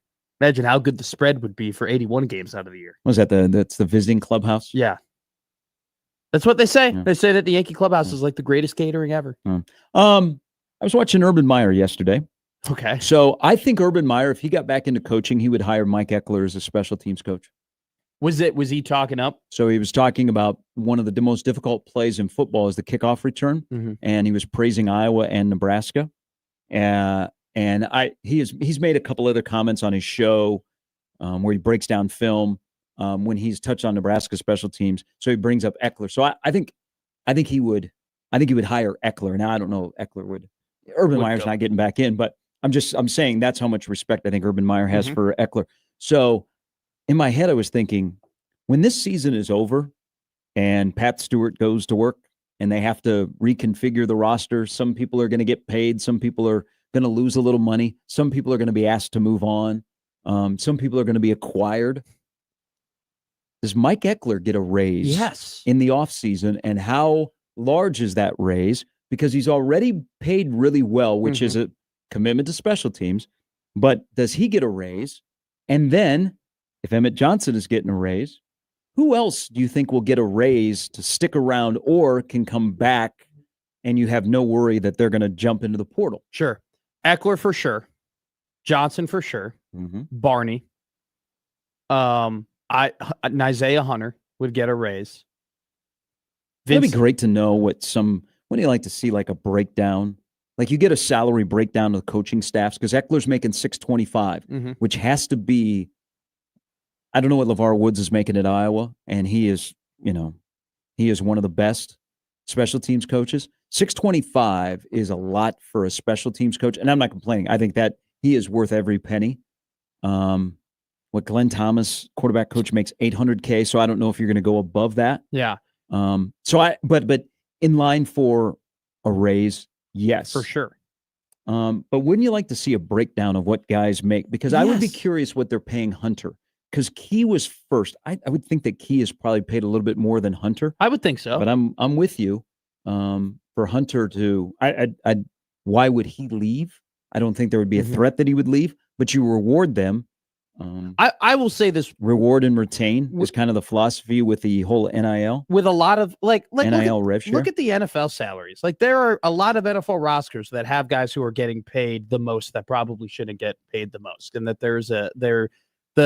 it's not linear in terms of your best player, second best player, third best player, whatnot. I guarantee you, Nebraska football is probably the same way, and I think maybe from a young person perspective, like yes, I think that it is fair to be more critical of these athletes now that they are getting paid, but I do still think that we would dive into murky waters exposing what an 18 and 19-year-old is making, and that would we're in an era of where they're getting more hate because of gambling. I feel like that would expose them to getting hated on even more if we had a full transparency of what they were making.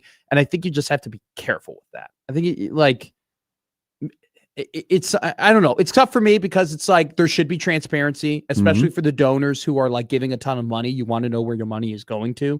And I think for media and for fans, you should know, hey, is my GM and are my coach and are all the people in the operations staff, are they good at handing out money and evaluating players? At the same time, I think that you do get into a murky water of like, hey, this 19-year-old is making $1.2 million and he's not playing well. You're automatically going to have some disdain for him. I think that's tough. And I think that's what all of college football is going to have to deal with. What players do you think? Now, this is going into murky waters. Okay. What players at Nebraska do you think would be, hey, please show what we all make? And some that would be like, no.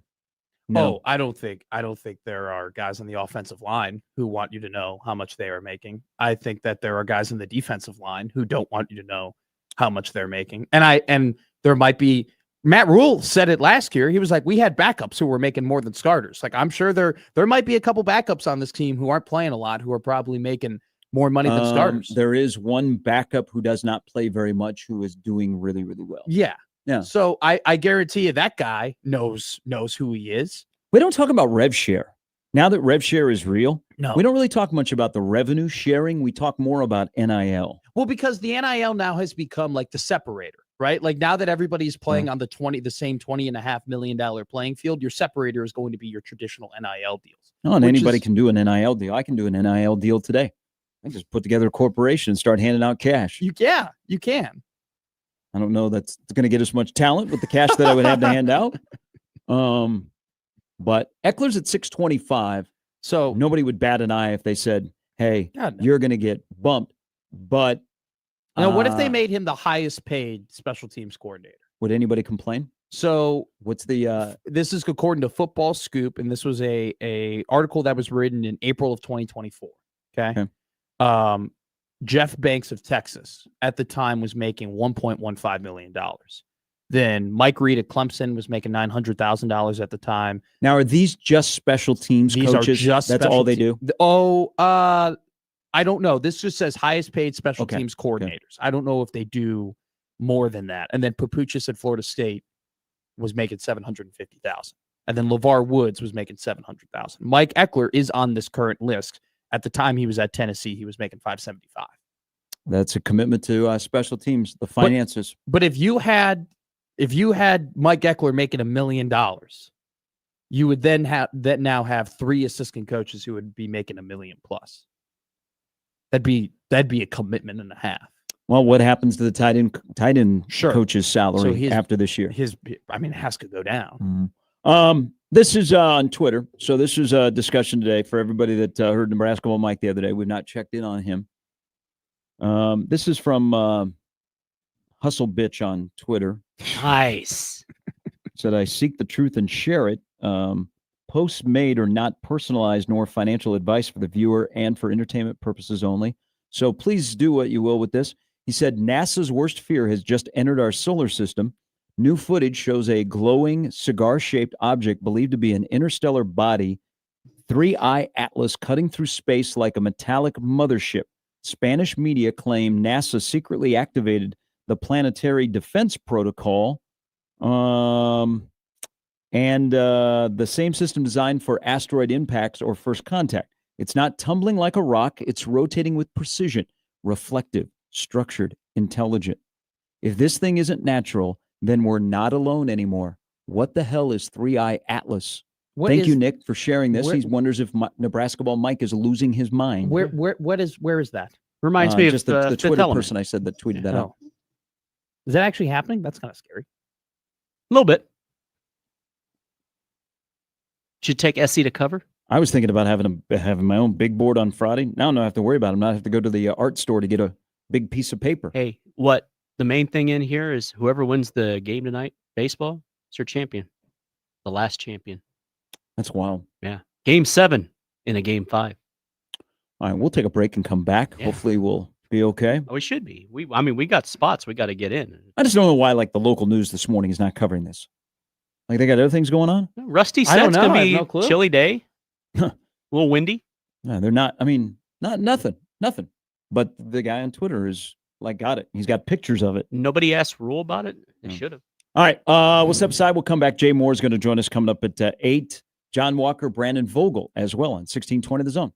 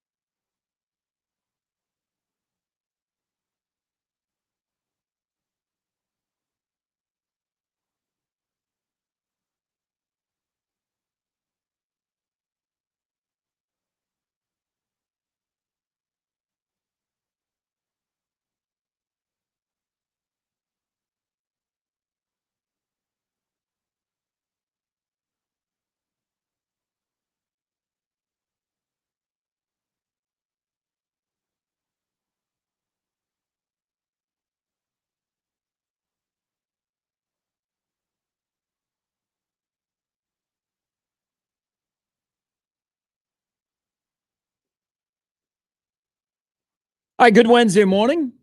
As you make your way into work, as you get out of your car and you walk into your office building, I would pull a Giannis from last night. Nice little casual 6-step drive to the bucket from the 3-point line.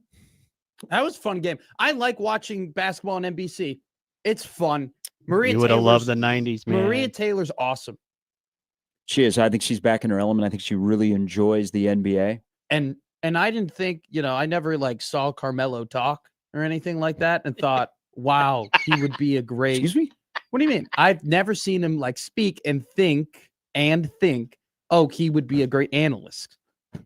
Carmelo Anthony once blew me off one time. I thought you were. I thought you saw. I thought you have a podcast in rotation that he's on. What? No, I don't. Carmelo Anthony? No. He might come on like the low post every once in a while. Okay. Like, That's what I was thinking. But no. So I was the first year Carmelo Anthony was in New York. He was playing in Milwaukee at the Bradley Center. Mhm. And my dad worked for US Bank at the time, and they gave us courtside seats. And so we went and we were able to go there for the practice. And Carmelo Anthony's running down the tunnel, and I'm sitting in a seat, and I look at Carmelo Anthony, and I was like 10 years old at the time, and I go, Can you sign this? Like I had broad trading cards for him to sign. He goes, oh, okay, I'll get you after practice. And so he comes through, he practices, warms up, and he just sprints right by me. Just like, thanks, man. First life lesson there. Well, yeah, and then I learned People that later suck. with Jason Kidd, who then same deal happened. Where I saw him, he was walking out, and I wanted him to sign. I had a Jason Kidd Dallas Mavericks jersey card. I was like, hey, he was the coach for the Bucks at the time. This was Giannis before his MVP year. And I go, Jason, can you sign it? He goes, no, kid, and keeps walking. Wow. Yeah. All right. Well, I can see why you have angst towards those two now, and it makes sense. Not towards Melo. I have angst towards Jason Kidd. I'd root against them like both. him. Can't stand him. But your point about NBC Peacock, if you've not been watching the NBA, you've only seen Kalkbrenner, or you've missed Kalkbrenner only missing 2 shots. He's 19 of 21 to begin his career, or that the Philadelphia 76ers, all of a sudden with the angst about Embiid, in a quick turnaround, they have Maxey and Edgecombe.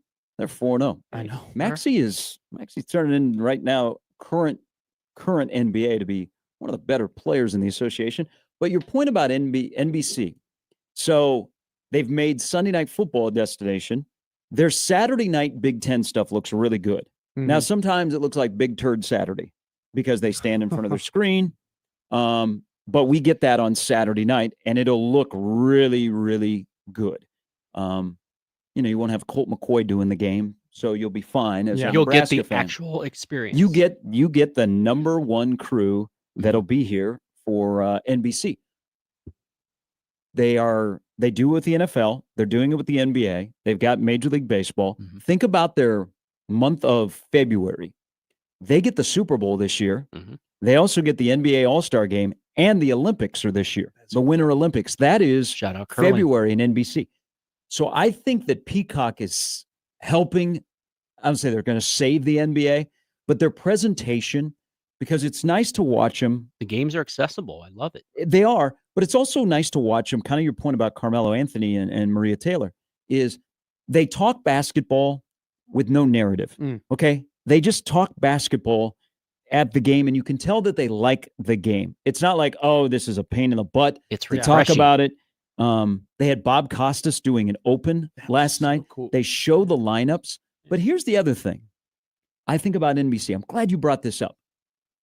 There's got to be something with the quality of their picture, because their picture quality stands out compared to Immaculate. CBS and Fox. And so when you see a good picture, like I don't think the people talking on the Major League Baseball Friday night game on Apple TV are great. Yeah. But it looks so good. You can say whatever you want about Alan Kirk on Thursday nights, but the Amazon Prime game looks really, really good on your screen. It does. I think NBC's picture quality for their sports looks so good that whether you care about the NBA or not, you're kind of drawn to it. So I think we had this discussion in February, Gary. I was watching a Big Ten basketball game on Peacock, and I was watching a SEC basketball game on ESPN. And you could tell the difference in the disparity of color, clearness, brightness. Like you could tell, like the cameras on the left clearly are just are just better than the cameras on the right for whatever reason. And we talked about this at the beginning of the NFL season. We had a good convo on it about how Amazon Prime, you can say what you want about Michaels and Herb Street, but like it's hard not to like the fact that they have an hour-long, like, nice lead into the pregame, a halftime show, a post-game show. Like, it seems like they actually care about the product. I was sitting there, you had the multi-screens because all the sports was going on, and all of a sudden it says narrated by Bob Costas, and I immediately just go and unmute it, and I'm like, I want to hear That's pretty cool. And, like, talking about Oscar and talking about Kareem and talking about when the Garden was Eden and Bill Bradley and Phil Jackson and Reed and Earl the Pearl Monroe. Like, there's also a generation we have to recognize now of people who like basketball who weren't alive for those great 70s teams or for when the NBA was competitive like that. And so for NBC to use the platform as like kind of educational and like going over history, I think it's great. I think it's awesome. And they had MJ last night talking about load management. Yeah, that was, I don't know. I was a little disappointed by that because it's like, he's right. No, he's right. But it wasn't anything new. Like there's nothing new that is going to be That's our said goat speaking. about that. Well, I know, but like he played 82 games his entire career. He said it on The Last Dance. Like he felt it was an obligation for him to play his hardest in front of the fans that pay so much money to see him. We know how he feels about that. It got reiterated. I want to hear get a little new content from Michael. I want to hear some, like the week before when he was like, I was legitimately nervous to shoot a free throw. That was cool. Yeah, but it's okay. I was just but saying, it's an interview that is they're chopping it up Oh, yeah. for every week. Yeah. So I'm yeah, just saying- there's probably better stuff in there, but it's not like they're done with him. It'll Oh, be the God, same interview. That's it, everybody. Tirico said it's the same interview that they chop up over like 12 weeks. I think it's very smart that they put it at the end of the first game too, because I now want to like wait, and Well, I want to like I'm anticipating that. So not only the quality of what the picture looks like, but the announcers. Robbie Hummel, the addition to NBC, and then Austin Rivers are together with Noah Eagle, and they make a nice trio on the NBA. Like they all just flow really, really well. Their announcers are good. And hey, they probably should have Wemby more on national TV. But look at Saturday night. So this whole thing about the Big Ten, where the SEC camps out on ABC from 11 a.m. to 11 p.m. And the SEC ratings are through the roof. And the Big Ten likes to spread the wealth. So, both conferences have their own network that get kind of a lower rated game. So you start on Fox, you get Gus and Joel. Yeah. Then you go to CBS and you get Brad and Gary. And then you go to NBC and you get Noah and Todd. Look at the quality of the picture, which I would go NBC, CBS, Fox. Now, which crew is the best? But is the best crew the ones that get the best games in the Sure. Big Ten? No, I don't think so, because I think Gary and Brad are the best crew. And I think that CBS has a production that rivals NBC. I would say NBC's got the best production, but I would take Gary and Brad over Noah and Todd. I've been disappointed with Fox's coverage this year, just personally.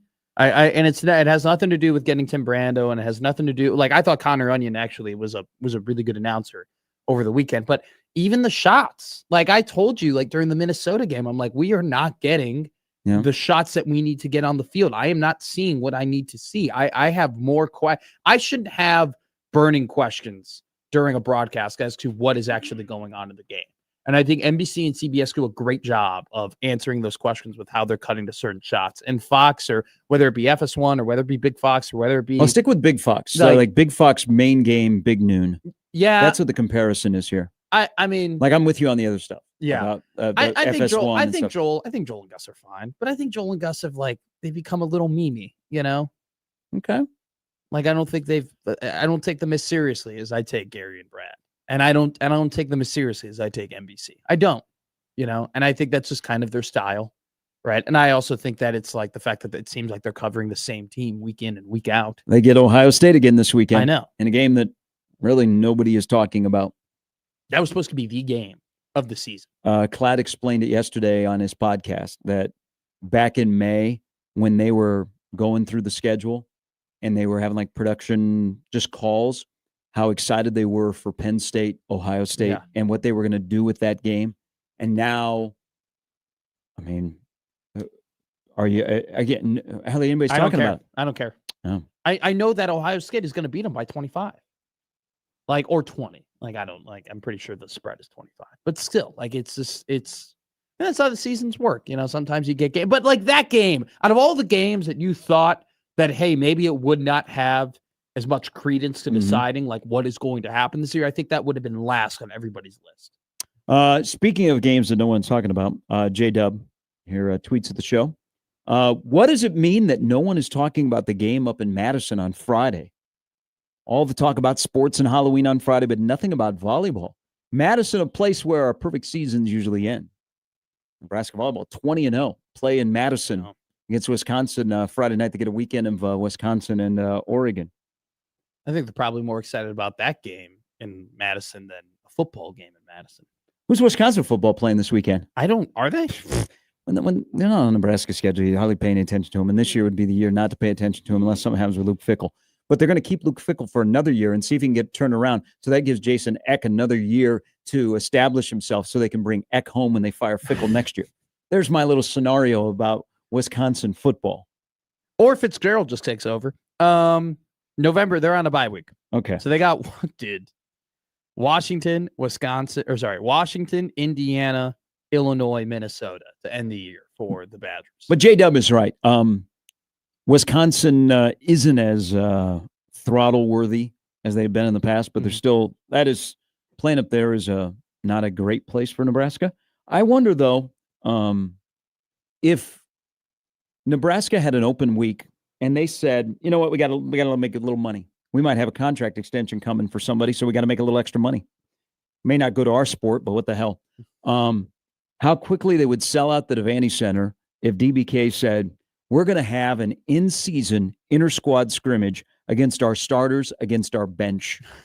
How quickly would you sell out 10,000 to watch the number one unit against the number two unit on the number one team in the country just go through a scrimmage? Probably pretty quickly. People would eat that up right now. They already eat it up for the red-white thing at the beginning of the year. You don't think in the middle of the year, after you've seen a team go 20-0 in the depth they have, that their ones are really good and their twos aren't that far behind, and their twos might actually get votes in a top 15 poll? So you said, let's go, hey, inter-squad, hey, let's just make a little money. Hey, let's pass around the hat, okay?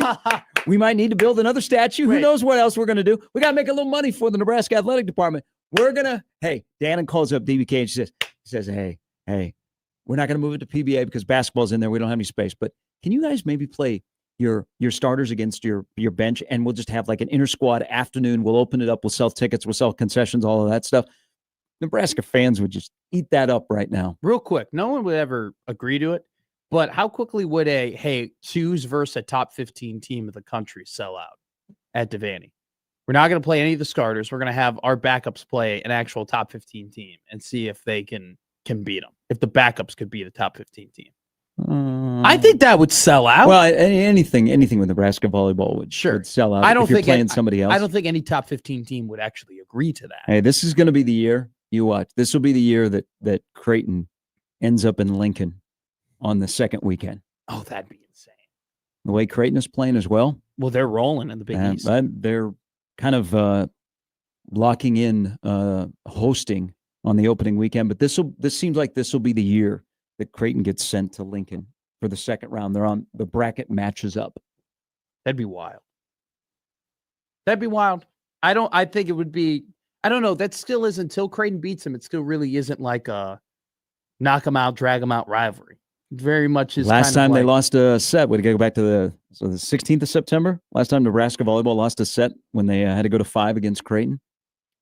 I think that'd be a little interesting. Really? Second weekend, yeah. That long ago? They got the broom out, man. Some people fly on the broom. Nebraska volleyball just walks around just sweeping everywhere. But J-Dub is right. That'll be one to watch tonight, Friday night as well. So you got trick-or-treaters. You got football on. You got you'll have a game 6 of the World Series, and you got Nebraska-Wisconsin volleyball. And you got, the guy that's in, Kelly, the head coach of Wisconsin, who kind of looks like a character from a Halloween type movie. I don't know if he. I think him and John Cook, they respected each other, but it was good because it was a rivalry. Because Wisconsin was really good. I don't know if he has the same rivalry with DBK.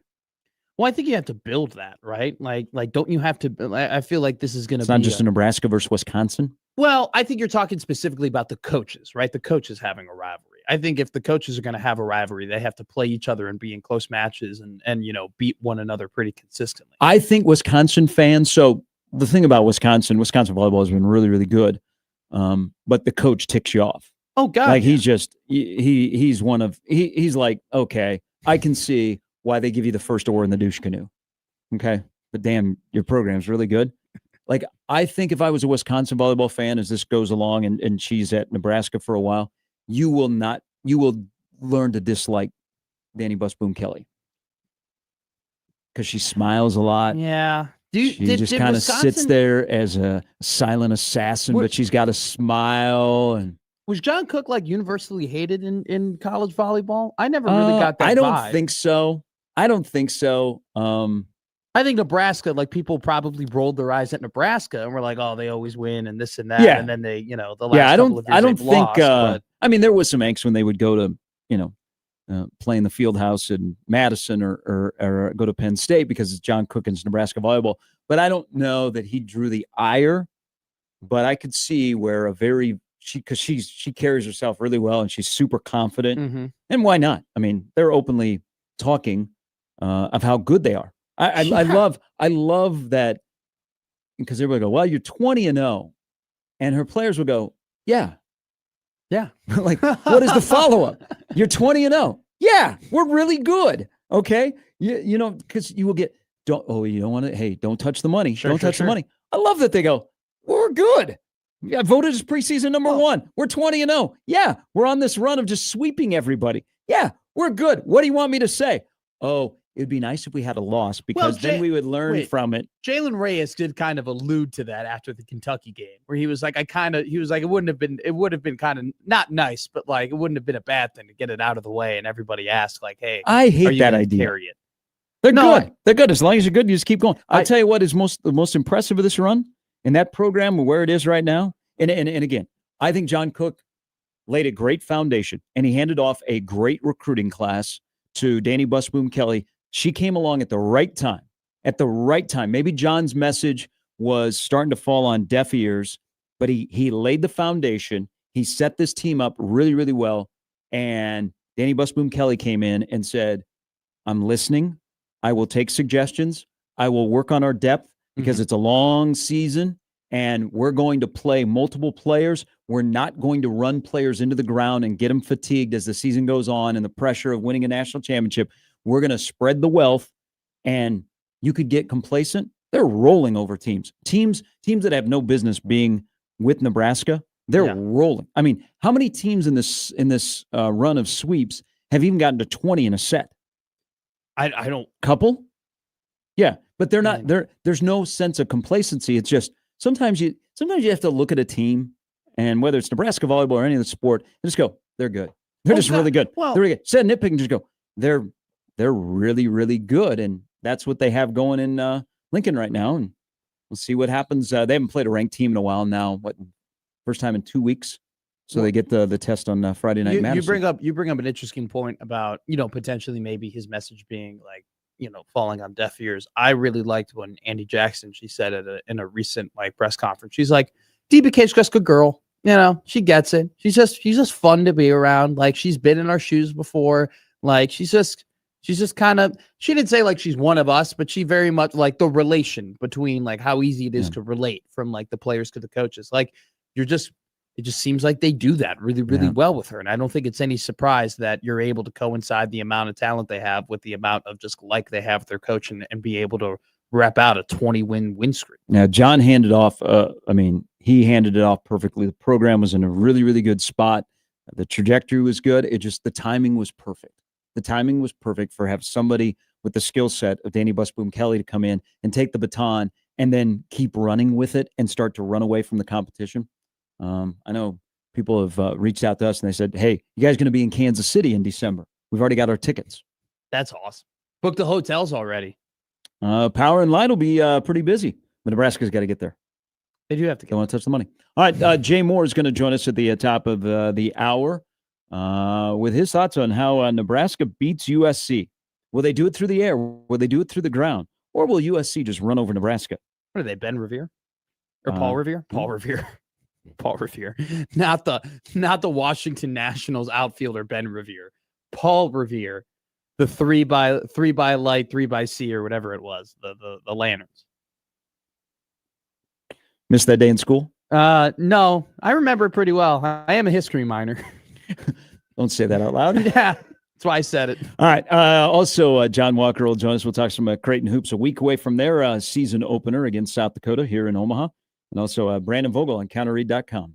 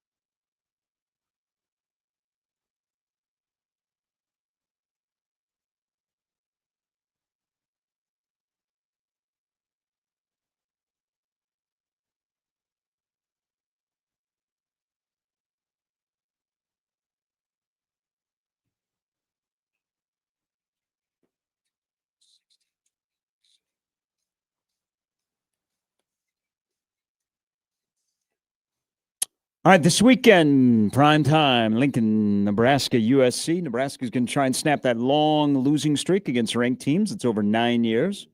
Matt McMaster and Josh Odson will have Big Red Overreaction for you. Yes. All right. Driving the ship, baby. Nice. Looking forward to it. That should be a very entertaining show. Our little boy is growing up. I'm gonna be Godspeed. I'm gonna be driving the show. Hey, look, if this goes poorly, it's your fault. Whoa. Why? You signed up for It's USC. I have nothing to do with the 60 minutes of football that's going to be played. Both of Don't you like the are matchup. great colleagues, but you're also mentors to me, and I've learned a lot. Like doing radio, if I suck, it's because the lessons that I've learned doing the show just clearly didn't resonate with me. So it's all on you if people hate it. Okay. So we failed if you fail? Exactly. The yin to the yang. I'll take it. I've done worse. Thank you, Jimmy. I don't know if that's how that works. Okay, Gary. Okay. Thanks, man. I was thinking about you last night. All right. Okay. Okay. In what way? I was at what time? I was and where were you at? 9:42. I was in my dorm room at my kitchen table on my computer. Okay. Okay. And you were talking about, wow, like why is the vibe with USC not that high? Like why is this not like USC fans are clamoring and they're like, oh my God, we have such great offense. Because I was going through their stats and USC's offense, not just their passing offense, their total offense. They're first in yards per game. They're first in yards per play, and they're second in points per game. And yet you have that question, and I totally agree with you. We don't have this vibe of like, oh my God, this juggernaut is coming into town. I think I found out why. Okay. I looked through their last 3 game stats just for you. I was like, Gary might want to know this. And this So it's Michigan State, Michigan, Notre Dame. They're 53rd in points per game. Okay. They're 17th in yards per game and 23rd in yards per play. So to answer your question, I think that the reason why there isn't like this fear mongering of like, oh my God, this juggernaut offense is coming into town is because number one, what you mentioned before, as a road team, they have not been good this year. So they're on the road. And on top of that, their last 3 games, they just have not been near to the level of where they had been on offense. So there you go. The one knock against Lincoln Riley is that they rarely under him put together a complete game on the road, offense and defense, and they get another chance. Both these head coaches are under a little bit of the microscope. More probably, I think Lincoln Riley than Matt Rule. But this is a I don't know, a must win for Nebraska, but I think it's a must win for Lincoln Riley. I would say it's probably a must win for Lincoln Riley. Because it's a road game that you're a favorite. Well, and there's the weird trying to figure out USC. I looked at, was it Sam or Luke's power ratings? I think both of them have USC as the 4th best team in the Big Ten. That's crazy. And I would think, God, I would put Iowa ahead of USC. But if they're not 4th, they're 5th. Yeah, I'd say and I think in comparison, like they have like Nebraska 9th or 10th. Yeah. I would probably put them around that. But look, it comes down to the kind of brief conversation we had yesterday about culture. If you're not a good team on the road, if you're consistently just falling flat on the road and your guys just aren't waking up for those games, I think that is an indication that your culture is not as strong as it needs to be. All right. Well, Jay Moore will join us. We've reached halftime of this week with football weather outside. Football weather on Saturday night, 40 degrees. USC will be practicing in a beef warehouse this week. Get used to the cold. They'll be doing the Rocky. It worked for him. That was fictional, Jimmy. What? There's a statue There's for a statue. Him, which is one of the, you know what? You don't like the you don't want to statue? get Philly against you. Hey, save it for Brett Ciancia, who's from Philadelphia. You don't like the statue? I bit my tongue. He prefers Rambo. I prefer real things. Demolition Man wasn't real. Well, they all make, restaurants. They make Taco Bell. statues of things that are real. Rocky didn't actually beat Apollo Creed. Yes, he did. By 1 second. That's very hard for a man like Apollo to take. The internet says he did. He ended the Cold War. Because you got to believe whatever the internet says, Gary Sharp. Look what we're watching today. We're watching this asteroid or meteor coming towards us. These things give and me there's still traffic on the JFK. I think you guys have caught on to it. This type of stuff like this does give me the heebie-jeebies, and you're giving me the heebie-jeebies. Yeah. I don't know. I think I'll be able to catch it. I could be Hunter, Toe drag swag to catch the asteroid. Clearly, just two different people and their outlook on space travel. Well, I mean, Back to the Future. I really liked it. We say good morning to our new alien overlords.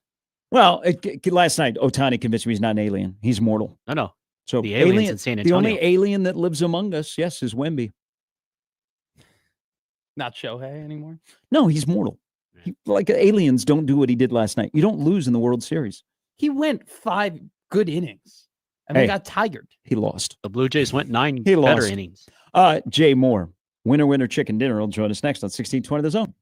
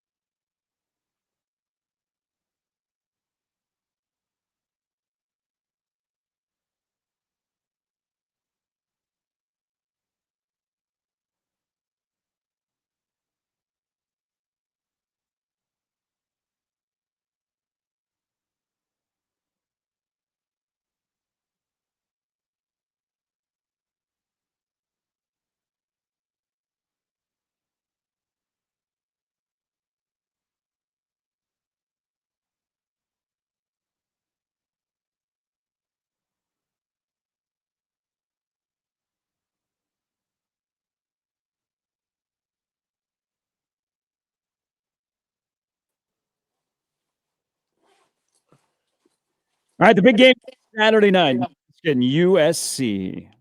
Two Blue Bloods going at it, Memorial Stadium, and you can be there before the game to party with the boys on the pregame show at the Ultimate Blur Tailgate Party. Go to 1620thezone.com and for a chance to win 2 tickets at 1620thezone.com for the game on Saturday night that kicks off at 6:30 as we welcome in Jay Moore, who I'm sure would love to have a snap or two in a game like this. Good morning. Morning, gentlemen. How we doing? Great. You said last night on Big Red Wrap Up, you used a term that Will Bolt leans into with Nebraska baseball is gritty over pretty. Mm-hmm. Okay. So, and I'm fully on board with that being the phrase of Saturday. But that style, which seems to be the way that Nebraska is winning some football games this year, do you think that can carry over for 4 more games in the month of November? No, it's not sustainable. I don't believe so.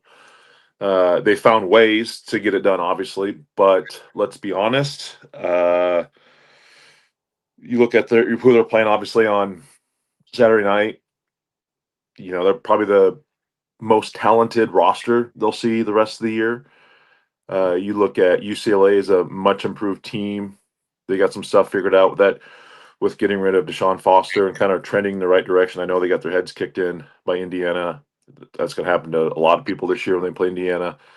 And you got to go to Penn State and you get Iowa. And Iowa's firing at all cylinders. Kirk Ferentz's teams figure out ways to get it done when it doesn't look as good, but there's teams always get better. So, no, I think the competition they're going to face these last 4 games are tough. So I don't think no.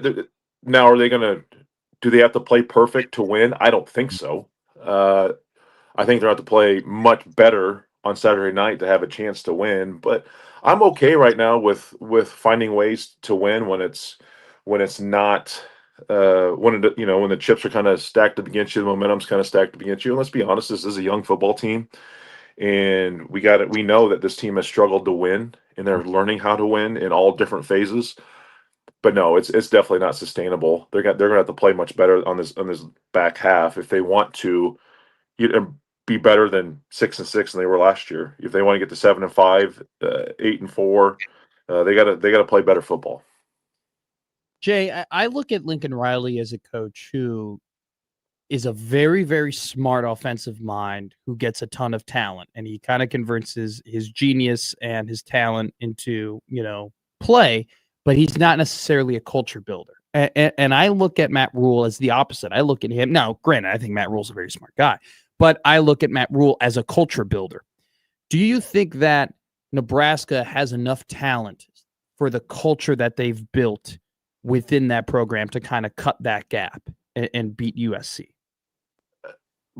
Right now, I think no. They have enough talent right now. I think it's. I shouldn't say that. I mean, I don't think people would disagree with you, Jay. No, I don't think people would disagree at all. Where it is right now, defensively up front, they're young. They are very, very young. Mm-hmm. So I think it can get there, but right now I just don't think it's.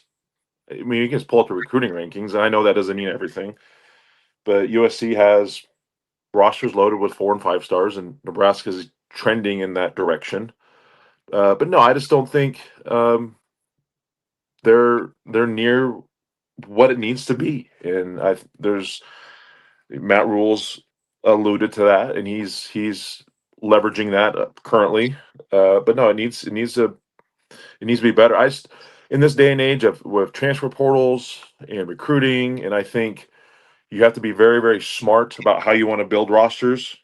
I fully believe that you can go and pick and choose some guys off the transfer portal, but I still feel strong that you have to build your rosters internally, and you have to develop guys, and you have to get guys to come in as 18, 19-year-old kids, and then develop them into men, and to get them fully and trusted into what you're doing, and get them committed into how you're building your culture. And that's hard. That's so hard in today's day and age with, let's be honest, the cultures now is I'm going to take my ball and leave because I'm not getting my way. Yeah. But I feel like Coach Rule is a guy that they can trust and kind of hang their hat on what he's doing here. And I 100% believe he's a culture builder. He likes to rebuild cars. He doesn't like giving the keys to one and just say, take it, go take it for a spin. But no, I think the talent that needs to get better. You look just at draftable guys. Nebraska, there's just not a ton of guys that are going to be draftable guys this year. You look at it, I think they will have some guys develop and go there, but you're looking at I'm not even going to say day one. That's the first round. But I'm saying day 2 picks. I don't know if Nebraska has a ton of guys right now that are going to go in the second, third rounds. We're probably 4th to 7th round guys, and that's okay. It's getting better, but they need more of those guys who are getting those first through third round picks to truly believe that roster has been proven. Hey, as we look, let's stick with the defensive side. So there is Maeva, and then he's throwing the ball to Lemon and Lane, who are elite wide receivers that when they get into space, they can do damage. But a good discussion yesterday was this is kind of Big Ten-ish with tight ends that are really good. They have 2 really good tight ends. How does Nebraska defend the 12 personnel that USC loves to utilize? Yeah, the 1 back, 2 tight ends. That's they're darn good at it. So you got to do it's multiple things. I think you have a guy who's unique, and Deshaun Singleton. I think you can utilize him. Now you got to kind of pick or choose your battles in some of those scenarios, because UFC is actually, I mean, they are damn good at running the football too. And I know their running backs are beat up, but that O line's good, and I know the O line's beat up. So you're going to get some play action, and they're going to feed off of that. But those tight ends, you got to, what I think is, you got to get hands on them. You got to redirect as much as you can on the line of scrimmage. I know they'll be displaced. I know some of them be what we call Y off. That's usually the Y is the letter associated with the tight end position. So you'll get a lot of Y offs, and you'll get some motions. But if you can, you got to get a hands on him and jam him early to kind of affect that timing. And then Maeva looks at him like, dang it, he got kind of jammed up the line of scrimmage. He takes his eyes off him. That's one way to get around it. But then you got to figure out. That's a definite concern, because I don't think Nebraska's linebackers are great in coverage. Shavers and Watson Trent.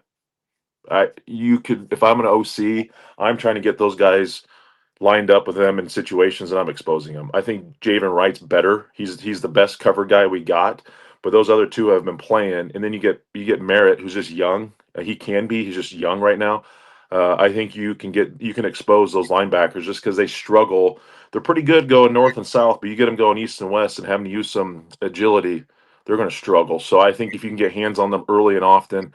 If you can't, you got to be able to communicate. You got to be able to pass them off. And Nebraska's secondary is darn good at doing that. But if you're gonna get linebackers on them, man, you got to set yourself pre-snap before. Otherwise, you're gonna struggle. And that's one area to me, this game comes down to Nebraska's defense. Can he get enough stops and slow them down enough? And honestly, hold them to field goals. Can you hold this team to field goals? And that's Nebraska. If they can do that, Nebraska has a chance. So last week I thought it was a take the points game where if you are inside the 25-yard line, and then obviously Nebraska didn't fully agree with me, but if you were inside the 25-yard line, kick the field goal, because you don't know how many more times you're going to hold the ball, right? Because Northwestern is a possession football team. USC's not. USC is going to try and score on you as quickly as they possibly can. And so now you kind of have to take that inverse role of, being the control team. But at the same time, Jay, is the mindset shifted now? Like, is it the opposite of a take the points game? Is it because we know that USC has this explosive offense? Every time we have the ball in enemy territory, you have to get 7?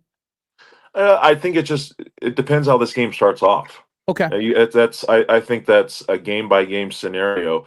Now, if they come out and they go up and down the field and it's 14-0 before you even blink an eye, that definitely changes things.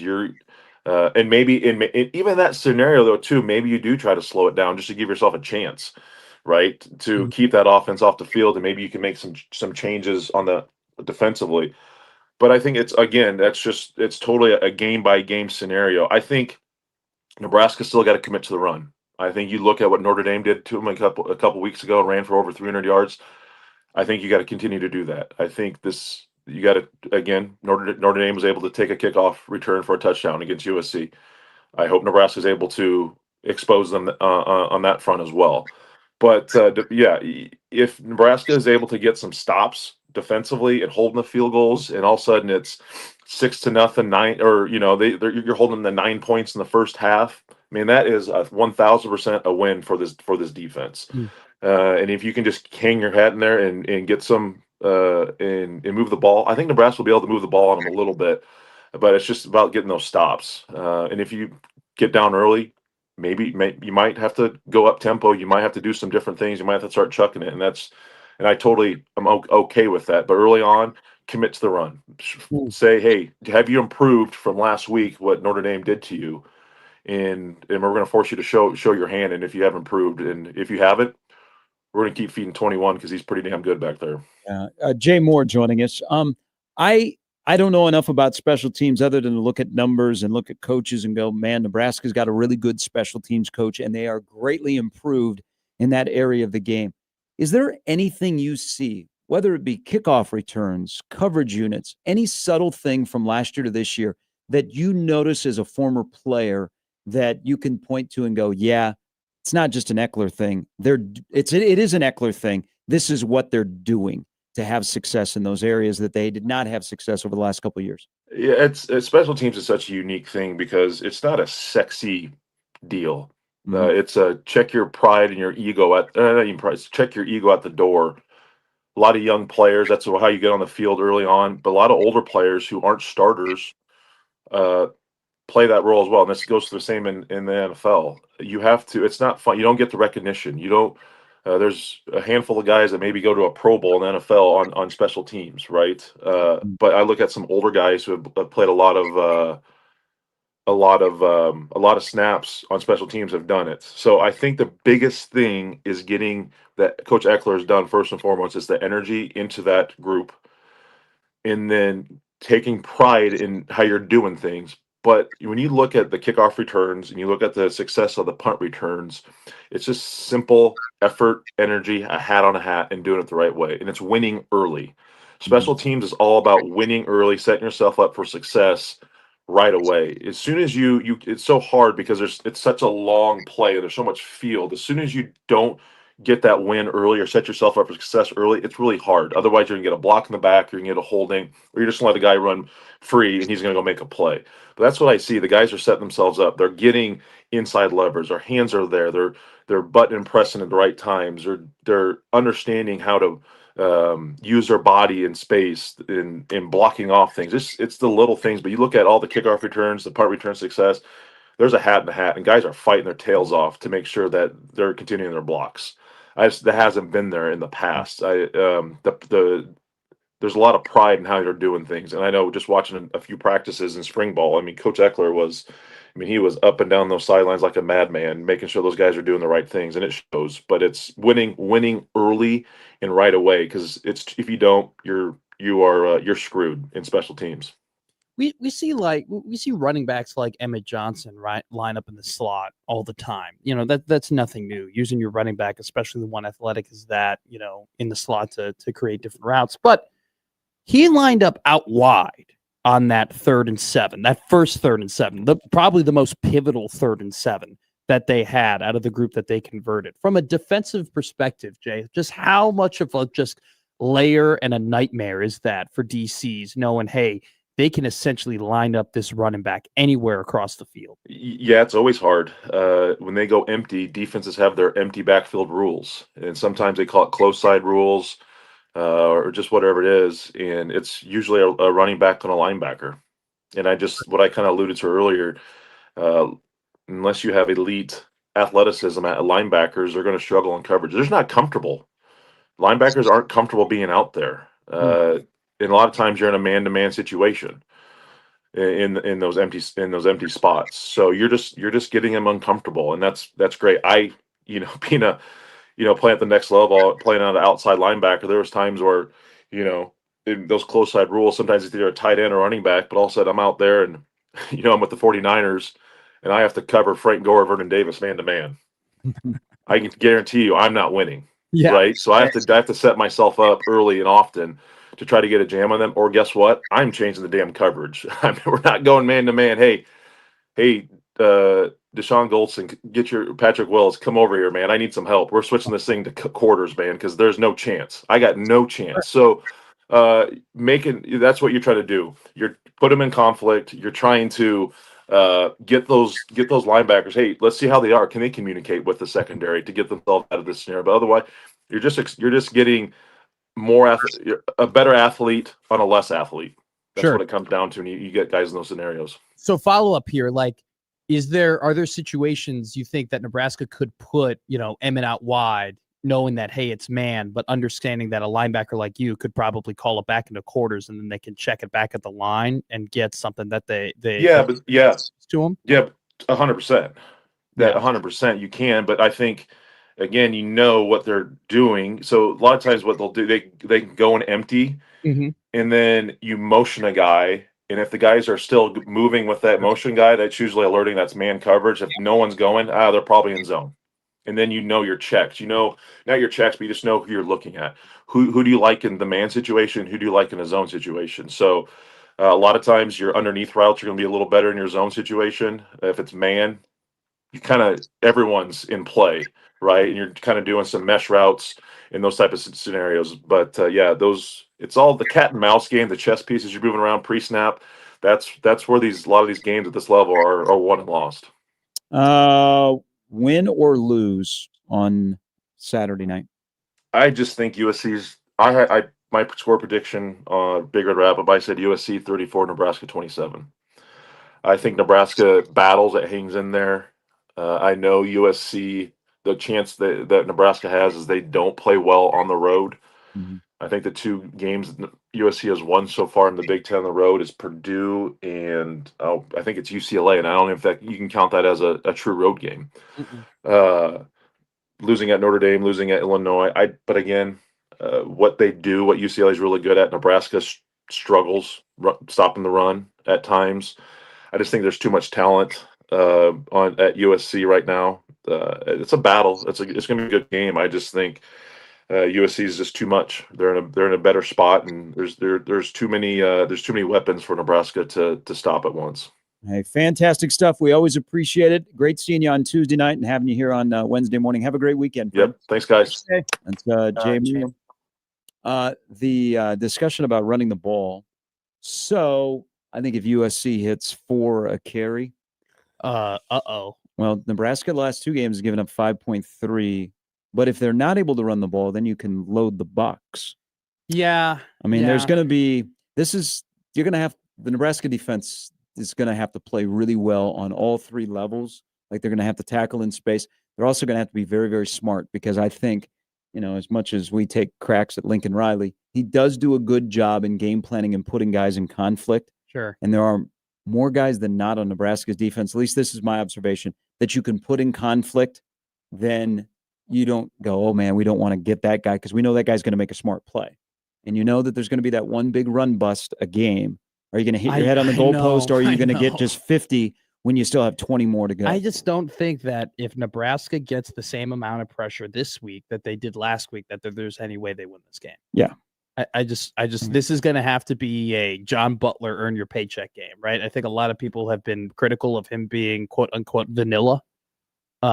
He's going to have to get creative because if you're giving Jordan Maeva time in the pocket with, McCree and with Lyons and with Makai Lemon and just the multiplicity that they can come out with in the personnel formations that you were alluding to with Jay, I don't see how USC doesn't score more than 30 points. Yeah. And if that's the case, how much do you trust this iteration of Nebraska's offense to outscore Great point. USC, past the 30-point mark? I don't see that. I just don't. So you got to get pressure. All right. If you missed anything with Jay, it'll be up on the radio replay page. We'll have more on Nebraska, USC, of course, all the way through the week. Brandon Vogel stops by in the next hour. John Walker as well. When we come back, we were talking about NIL earlier. And with all this coaching carousel going on, I have a question I'm going to pose about the head coach when it comes to NIL. That I wonder if it factors into the chase for Kiffin, the chase for Lanning, or the chase that LSU may not have a school president or an athletic director to make a coaching hire. That'd be wild. Hey, come down, Mr. Raising Canes. You hire the football coach. That's what happens in the South. That's what happens at Auburn. Well, that's what's going to Well, I don't think it'll happen at Texas Tech. I think they'll keep Joey McGuire. But if Joey McGuire is ever out of the job, it's the oil man that's going to hire. Yeah. All right, we'll step aside. We'll be back with more of Gary and Matt, 1620 The Zone.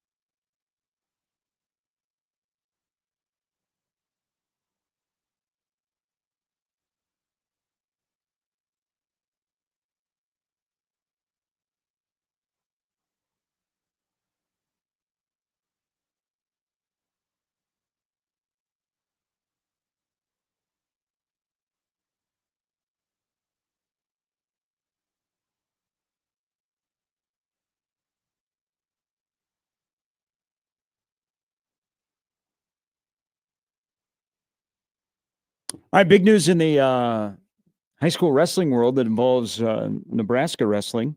They picked up a major commitment yesterday from Zayn Ornelius, I believe is how you pronounce his last name. I probably butchered his first name, but I am familiar with his game. So he was at Wilbur Claytonia. He has transferred to Omaha Creighton Prep for his senior year. 3-time undefeated state champion at 120 last year, won state championship. I think he's 121-0 in his high school career. I know last year he was 49-0 and did not give up an offensive point. He didn't even give up a reversal. And so he committed to Nebraska yesterday, and good things are happening for Mark Manning's wrestling program. They are starting to do a lot better in state with recruiting and identifying and securing commitments. And now they start this year with I think the most anticipation towards Nebraska wrestling in a long time. That couldn't happen to a nicer group of people. Mark Manning and Brian Snyder and that whole group. So they open up their season this weekend. They're on the East Coast. He didn't give up a point in his first 3 years of high school. This past year. Oh, I know this past season. Still, what a beast! What an animal! I would love for Nebraska in the future, and I'm to not win a national championship, knock off Penn State in wrestling. Well, yes, let's go. obviously. But I would love for Nebraska in the future, like not the state of Nebraska, the University of Nebraska. And I'm not being specific to any one person. The same school that was going to cut broadcasting. What? Yeah. I didn't know that story's coming out. So there are a lot of budget cuts. They almost cut broadcasting. So they've combined the major in Lincoln. Oh, the sports media? Nope. Journalism and broadcasting are combined as a major. Well, so I was a broadcasting major, but I still got like a bachelor's in journalism. Yeah. So that's terrible. They were going to, which would have been really weird, all the money they've invested in the broadcasting school. So much money that they've invested. Also, too, they were going to cut it. The last couple of years, Nebraska, the broadcasting school has done a pretty good job of getting young people out into the workforce and have a lot of representation. You got multiple people working at, myself included. But there's been a drought. Mm-hmm. You have a Nebraska grad who's announcing the Kansas City MLS team on the radio. You have a Nebraska grad that's announcing Oral Roberts University. You have a Nebraska grad that that graduated a year ago that's announcing the Omaha Supernovas. You have a Nebraska grad who's at Barry University and who's announcing a USL team in Fort Lauderdale. I mean, these are just guys that have come out the last 2 years. That's why I'm excited. Everybody tells me that the current class is the best that's been there in a while. Oh, I don't. You on this show, this very show, before I even was a thought, said how great our class was and how good we were. Yes, we actually clipped it and they used it at the College of Journalism. That's good. Yes, presentations. You were part of an extremely talented group that graduated. But yeah, they were gonna. Some people saved the major. We're good now, though. Yeah, right? they're combining. Right, that was like their, hey, don't cut it. We'll combine and. Which would have been wild because they've poured a lot of money into that facility, and they've poured 7 figures into that facility, and have finally created something that actually is sustainable, like Missouri has. I have those guys. I didn't mean to interrupt your. You were going to say something glowing about the University of Nebraska. I'm glad you brought that up. Which I didn't know that. has gone. Be aware of that. I was just looking up the Nebraska wrestling schedule, and shout out Joe. Unfortunately, even though I've tried to promote this, they are not moving the Iowa match to PBA. It is staying at the John Cook Arena on the Terry Pettit Court inside of the Bob. Here's what I want from Nebraska wrestling. Okay. I would love for at some point in the next couple of years, a Nebraska wrestler to go into MMA and to make a big name for themselves in the UFC. Okay. I think that is kind of the next. Jordan Burroughs did an incredible job representing the university in the Olympics. There have been other great wrestlers that I'm sure I'm not as educated on, but I know you are, in terms that have done a great job representing the state of Nebraska. I think it would be absolutely incredible if the University of Nebraska had one of their wrestlers go ahead, get some MMA lessons, learn how to box, learn how to strike, and take their wrestling skills and get into MMA, and then eventually, and then this is way harder than it sounds, eventually be a contender in the UFC. Because I think that would be really, really cool for this university to have a guy that you can kind of look at and be like, that's a Nebraska guy in the UFC on a pay-per-view or on a fight night in a main event. I think more people would love to root for that guy. I would like an Olympian in 28. That'd be cool that's gonna too. happen. No, but I mean, obviously, that comes every 4 years. That comes with the territory. But I think in this new wave of sports and how it just seems like Dana White and TKO are just slowly kind of taking over in the fight game, and just that sport continues to grow and grow. It would be awesome if this university could get some representation in that. What is it? Anthony Smith, the only really local connection to UFC? So there was another guy too that fought. I got to look. He fought Islam Makhachev early on in Makhachev's career, before Islam became the lightweight champion. And he was from Drew Dober, I think was his name. Yeah, Drew Dober. Drew Dober. Let me see here. Where is he from? He's from. Here, let's go to his bio. I'm almost positive he's from Nebraska. He's But anyway, and then you have, Kamaru Usman has the UNK connection. He wrestled there, but I don't think he is a guy that hasn't necessarily Kamaru Usman very much is hidden in a way. I don't want to say hidden, but he doesn't embrace, hey, I went to school at Nebraska and hey, I represent Nebraska and I'm all about Nebraska. He very much has represented other things. Grappler knower. Shaky strike zone in softball, Iowa JD says that he thinks it'll be AJ Ferrari, who transferred to Nebraska. He thinks he'll be in UFC the day his eligibility is done. So Drew Dober is from Omaha, Nebraska.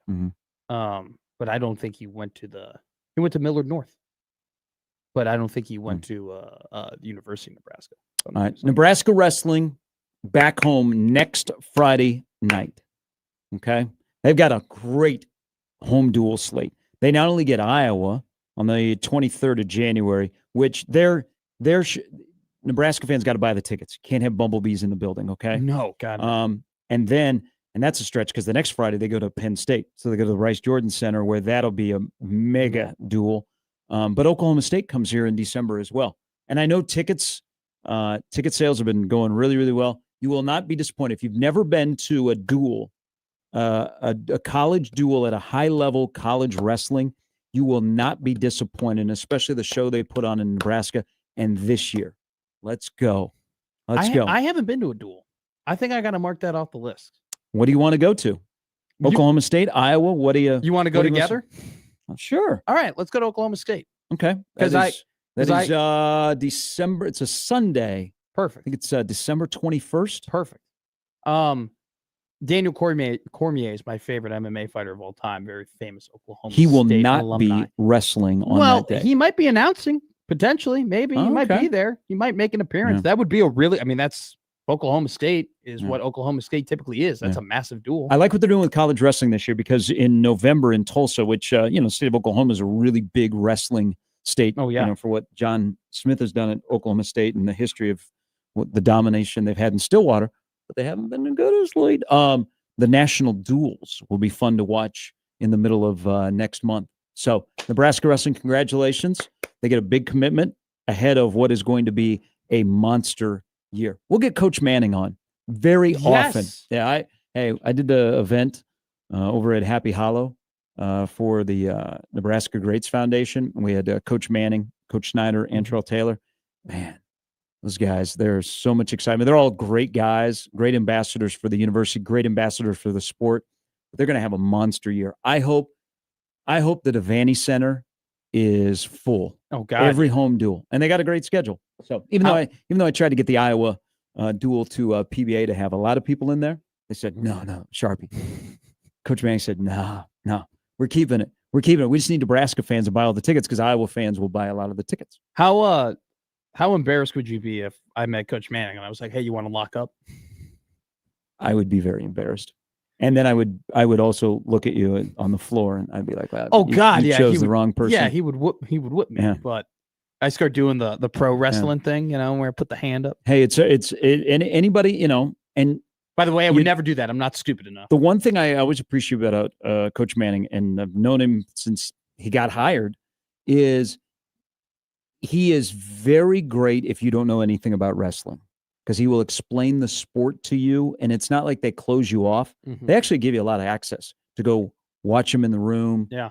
They've done some really cool outreach for their season ticket holders where they've had open practices where they bring people in, and they got a really nice facility. I mean, so much better than what they used to have at the Devaney Center when it was a wrestling room behind one of the baskets, underneath the stands. So we'll get Coach Manning on as they get going into their season. But that is good news. All right, quick break. I got an email here. We'll read from Sean, excuse me, or no, Adam. Okay. Got a lot of emails rolling in here. Nice. About USC, Nebraska, and also in this new day and age, as everybody's trying to decipher what Lane Kiffin is going to do. How important actually is the head coach in the NIL era? Very. Are we sure? I'm sure. Are we sure? There's only we can have this. Yes, I'm All sure. right. I'm sure. We'll do that Good when we come back. John Walker joins us top of the hour. Talk a little college basketball, which begins on Monday. Omaha will play one of the first games of the 25-26 season at 12:30 up in Sioux Falls against the Jacers. Let's go, baby. Of Murray State. What did I say? Murray State, and you say, let's go. No, I said Omaha. Let's go. I'm not like you, where you're telling all the people that are my rivals that you want them to beat me. I support the Mavs. Matt McMavsker. Hey. Your team Joey Colbert. You were team Brian Blade. Your team Stephen A. Smith when he's talking about Caleb Williams. Yesterday, you caught me shaking my head at Stephen A. Smith, and then you started laughing. You started thinking it was funny. I thought it was pretty funny when your team was playing pool to make fun of the Ravens. And then I thought it was kind of funny how the Ravens beat you. Got to stay away from my Packers. I need the Packers in the Super Bowl. It's your Packers. It's not your Packers. Okay, it's your Packers. We're back with more after this. 1620 in the zone.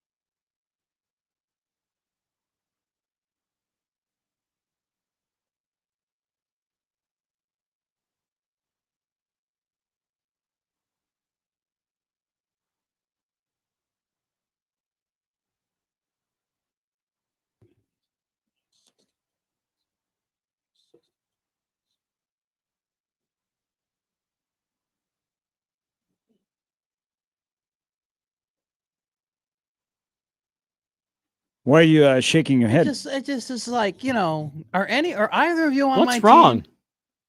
The Bears won a big game against the Washington Commanders, and I said I wanted the Super Bowl shuffle to be played, and nobody played it. But we just bring up the Packers, and now we're banging on the drum like Joey Colbert is running the ones and twos. What's wrong with Todd Rundgren? I was gonna play "Hello." This It's is Me. a Packer song? I was Get gonna outta play here. "I Saw the Light," Get but I out of clicked this one. Come on. Yeah, everything you know and everything I Jimmy did not knows, know that was a you Packer think song. No, that's BS. You Did think not that know. I'm going to fall for you not knowing that this is the Packers song? They played this song at Spurs games I growing could ask up. you, hey, who did the Cubs play on April 17th, 1984? And you would say The Montreal Expos. There you go. And you're telling me that you wouldn't know that the Green Bay Packers play the song after touchdowns? I've I did never not know been to a that. game. Yeah. Doesn't come across on TV. I did not know, honestly. Been to Texas Stadium, Arrowhead, Mile High, never They've Lambeau. they've once played it at PBA. Does that mean it's a Nebraska song? Just asking for a friend. Well, they play Sirius at the Chicago Bulls Stadium. Is that a Chicago Bulls song? Oh, I don't know. Now, yeah. So it's just any song can be any song. That's the It's the takeaway song here. that was in my mind. Oh my God, CJ Gardner Johnson is a Bear. Congratulations. That's terrible. Colin has thrown a wrench into our trip to go watch the Oklahoma State-Nebraska duel. Is it on the road? Is it the Meteor? No. It's in Lincoln. And you would have the top three wrestlers are all from Nebraska, which is wild. You'd think, oh, Oklahoma State. Well, Oklahoma State's not even top 5 this year. Nebraska My is Penn State, Nebraska, Iowa. Top 3 wrestlers would be from Nebraska. I think Spratley at 125 is probably Oklahoma State's best wrestler. But Colin has thrown a wrench into this. How? Because the duel between Nebraska and Oklahoma State is on the same day of the national championship for volleyball in Kansas City, where I'm committed to. Oh. It is scheduled for 2:30 on ABC. The Nebraska duel is at 1. Oh, I that don't know if you not can gonna make be, it. not gonna be able to pull this off. Yeah. it's a Also, tough too, drive. the other wrenches, I might be in Chicago at that point on our holiday break. Whoa. So Wait, we're getting a holiday break? I didn't know this. When's the last day of the semester? I think the last day would probably be like 19th. We have a couple of shows. A couple of shows that week. Do we on the 22nd and 23rd? Yeah. Okay. All right. Adam writes in. I have no clue what our schedule looks like. Adam writes in. He said, "Good morning, 1620 crew. Good morning, Adam. Hope I'm wrong with the game Saturday night. USC offense doesn't give up many sacks. Nebraska doesn't get pressure much. Better athletes on the USC team. I think the game will be an easy win for USC. Hope I'm wrong." So just doing the vibe check around the station here today and with our listeners, the more you dive into it, there is the possibility that the team that has more dudes with a week off and things they do very well that Nebraska doesn't necessarily do so well. A little bit of okay, I see what Adam is saying. I'll just say it. Yeah. It's a bad matchup. I think it's a bad matchup. I think that the Nebraska offensive line You got has the not, Husker 7-6. has not proven that unless it's a very tailored, specific game plan that they can protect Dylan Raiola. And when you look at Nebraska's strength, right, it's the secondary. Don't get me wrong. The secondary is really, really good. But I think USC has proven that their strength is greater than Nebraska's secondary, which is the pass game. And I just think that with the lack of pass rush that Nebraska has proven that they can get, that Maeva is just going to have way too much time to allow him to sit back there and kind of throw balls to 4 very capable tight end / wide receivers. And I think Lincoln Riley, with an extra week to prepare, is going to have a bang up game plan against Nebraska. And so you just kind of look at it. Better I'm hope just we have game 7. looking at it through on paper and not looking at it about the guys like the actual game. Just looking at it on paper, it's not a good matchup. We were talking about USC's ability to run the football on Nebraska. There's also USC's ability to rush the passer. So if you want something that would be trending in game, the 2 losses by USC this year, I believe, are the only 2 games where they've had 2 or fewer sacks. So they average about 3 sacks a game. They're 21st in the country. They have 21 sacks through their 7 games. But 2 or less sacks, those are their 2 losses. They've lost to Illinois and they've lost to Notre Dame. Oh, wow. That's an interesting. Wow, that's a wacky stat. So Dana Holgerson, do what you will with that. Yeah, you can twist a couple of numbers and go, Nebraska might cover in this game. I think so. But there's things that trend that say Nebraska could lose by 4 or so. What we're waiting for is the unknown that doesn't factor in the metrics is the Lincoln Riley factor. Like, at what point is Lincoln Riley going to get a little anxious? Yeah. And he's going to do something that he shouldn't do. And all of a sudden it's going to throw USC into a wrench. They're playing a they're playing a more talented team that is more talented in spots that aren't good for Nebraska. That is just the best way of putting it. And you kind of have to, and I hate that. And look, don't get me wrong. I think Nebraska is very capable. I think Nebraska can play a very, very good game and be incredibly competitive with USC. Okay. I'm not trying to disparage them, but USC, to your point, is going to have to come out and make some mistakes. And Nebraska's going to have to take advantage of that. And that's what happens when you're a 6.5-point underdog. I mean, I don't know if you're comfortable with this, but you're relying on, hey, USC on the road haven't been good under Lincoln Riley. And they also, so it is to watch them play in the Coliseum, then to watch them play, whether it be in Champaign or in South Bend, they are a different team. They are. Because at home, defensively, their gap discipline is really good. Mm-hmm. They get on the road against Notre Dame, and Notre Dame ran it down the throat. They were sloppy. They also, in those two particular games, they're very loose with the football. Yeah. At home, they're good, but on the road, they're a different team. So that's if you're on Nebraska's side, that's one of the things you're banking on. Because USC just isn't very good on the road, but is Nebraska good at home? Nebraska to me is kind of, they are who they are. Sure, and they may not have a complete game home or away that they have. And we don't know if Nebraska's best football is ahead of them. Yeah. Maybe they've already had their best football and they're just trying to maintain that level. So Adam is right. It does feel like, ooh. I mean, is it too late in the season for you to really trust that any of the guys that are going to get that much better, that are going to flip the tide of the season? No, I think individuals have gotten better. But sure, I think as a whole, and I'm including offense, defense, special teams, it's kind of just the same team that has gone every week, and they need to create some breaks or take advantage of some opportunities. And if they do, they'll win. I mean, they don't play a lot of games where they have game control. They just kind of mess around, and then they all of a sudden come out the back end, and you're like, oh, outside of one game. Well, where they didn't show up, and maybe it's a trap game. Maybe they got punched in the mouth. The thing, like, both of these teams are kind of similar in trying to figure out this element. And again, this is a lot on Lincoln Riley, is on the road, USC gets punched in the mouth. Mm-hmm. What do? I think Nebraska could throw a punch, but what happens when there's a punch back?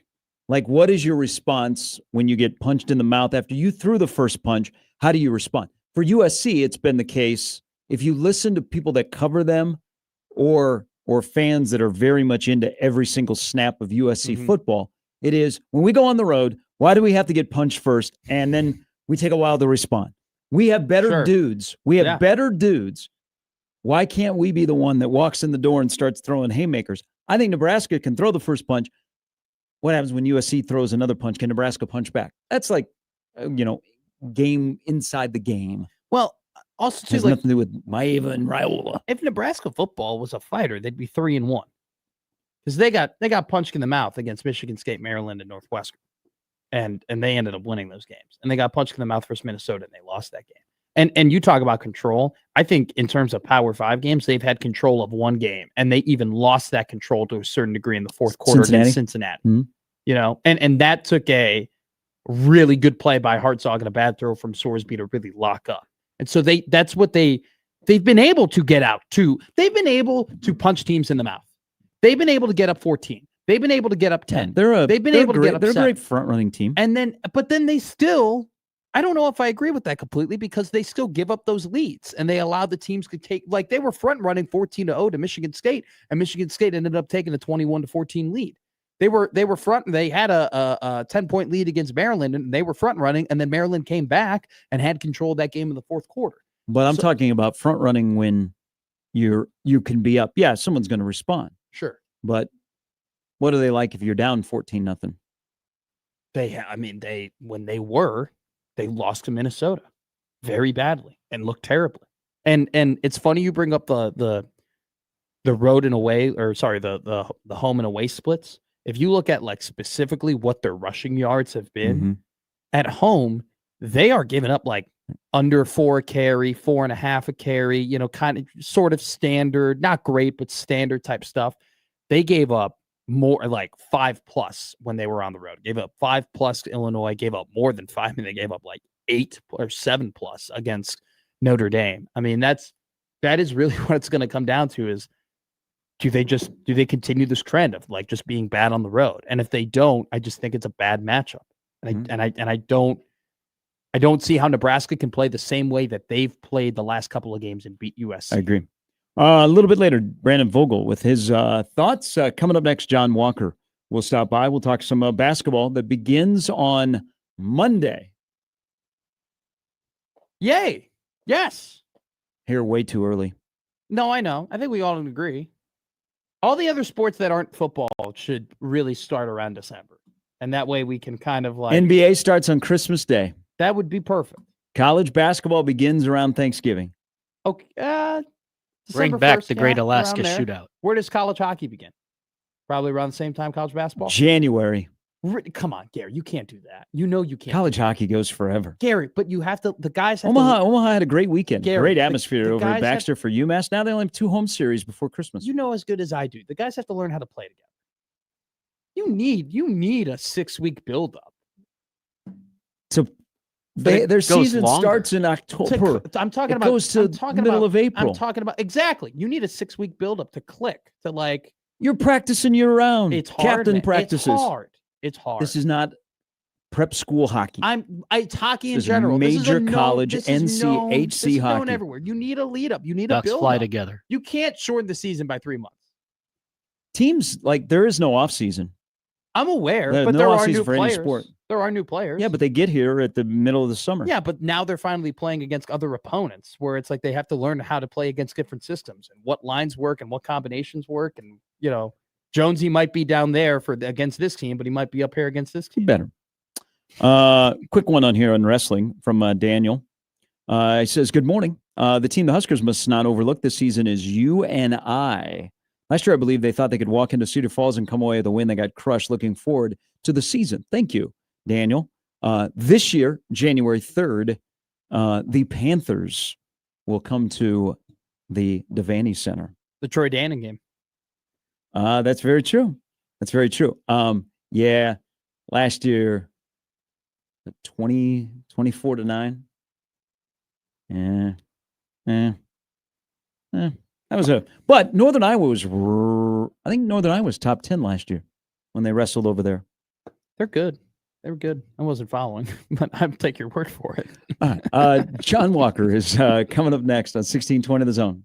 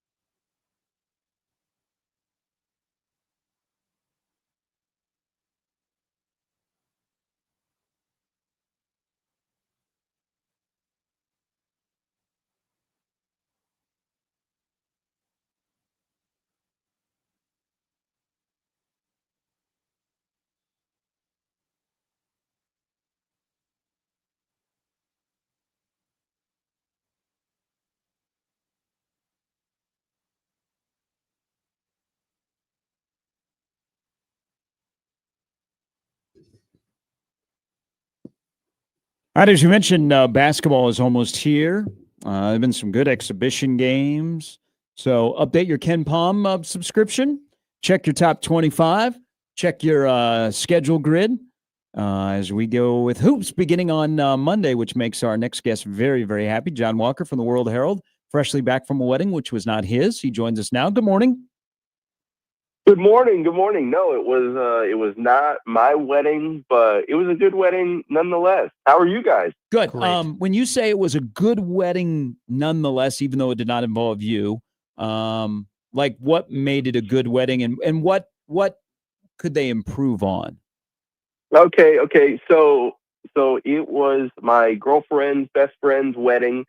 They did it in Atchison, Kansas. And so, right off rip, you're kind of like,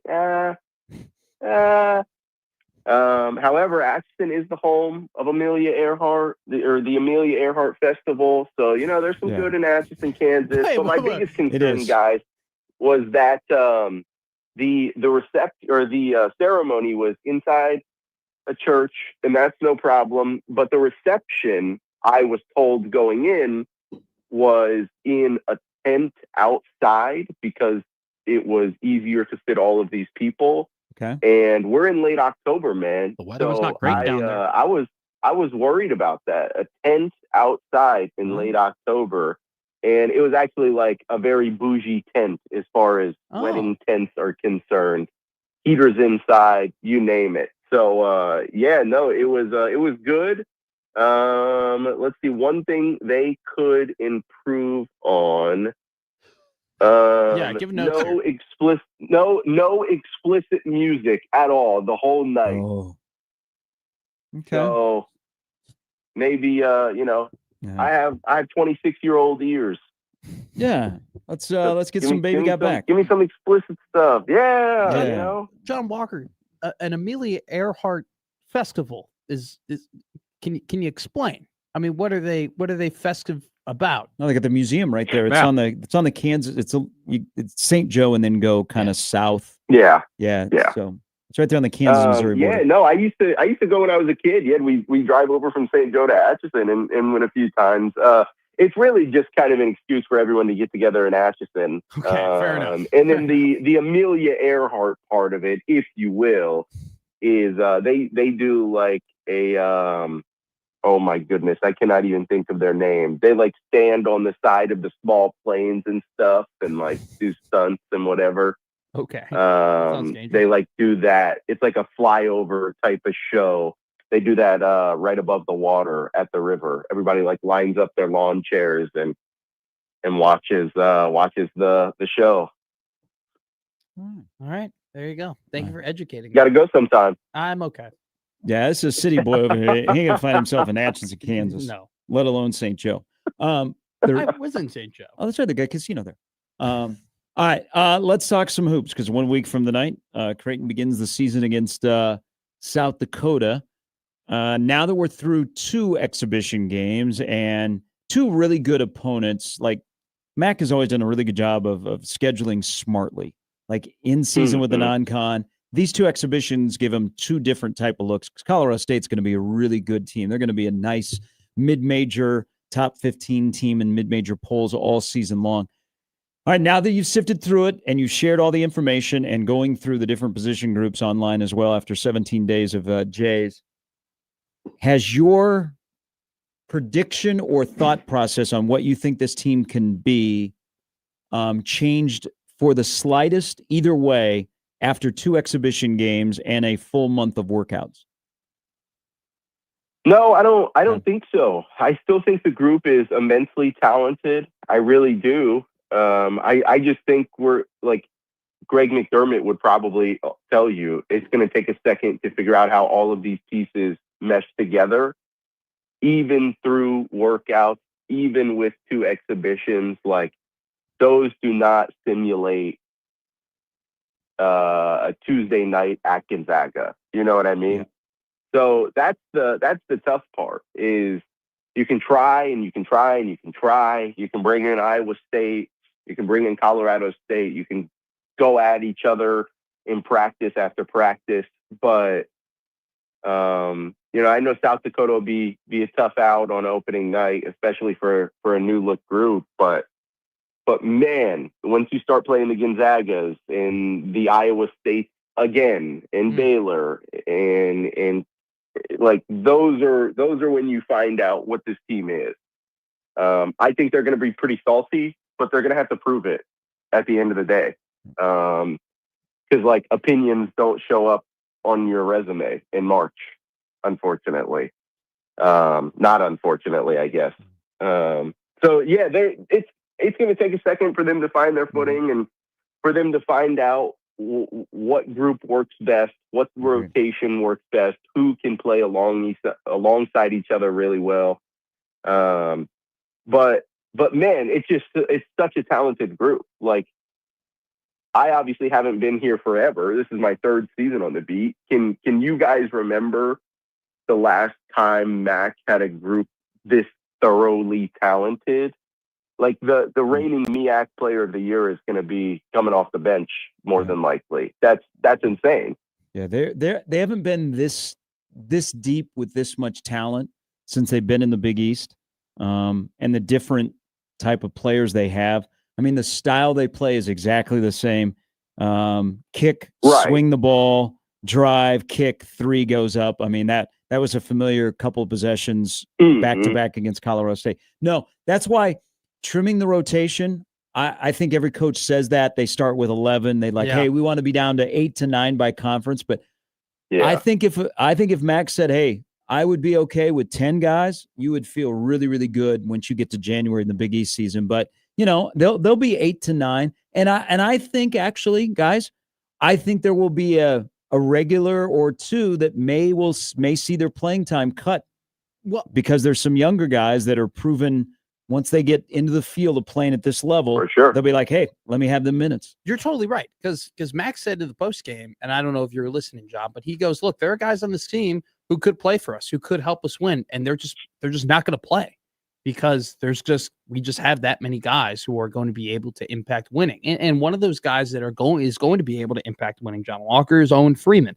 I have my question for you is, obviously it's there, and obviously he's a super talented guy, and obviously when he's fully healthy, he's going to be a high impact player for Creighton. But it was very clear in the exhibition there is a long way for him to go to get his legs under him. There's a long way for him to go to get his stamina, to get to in-game speed, because he's been out with a meniscus tear all summer. What do you think his role is going to be against Gonzaga?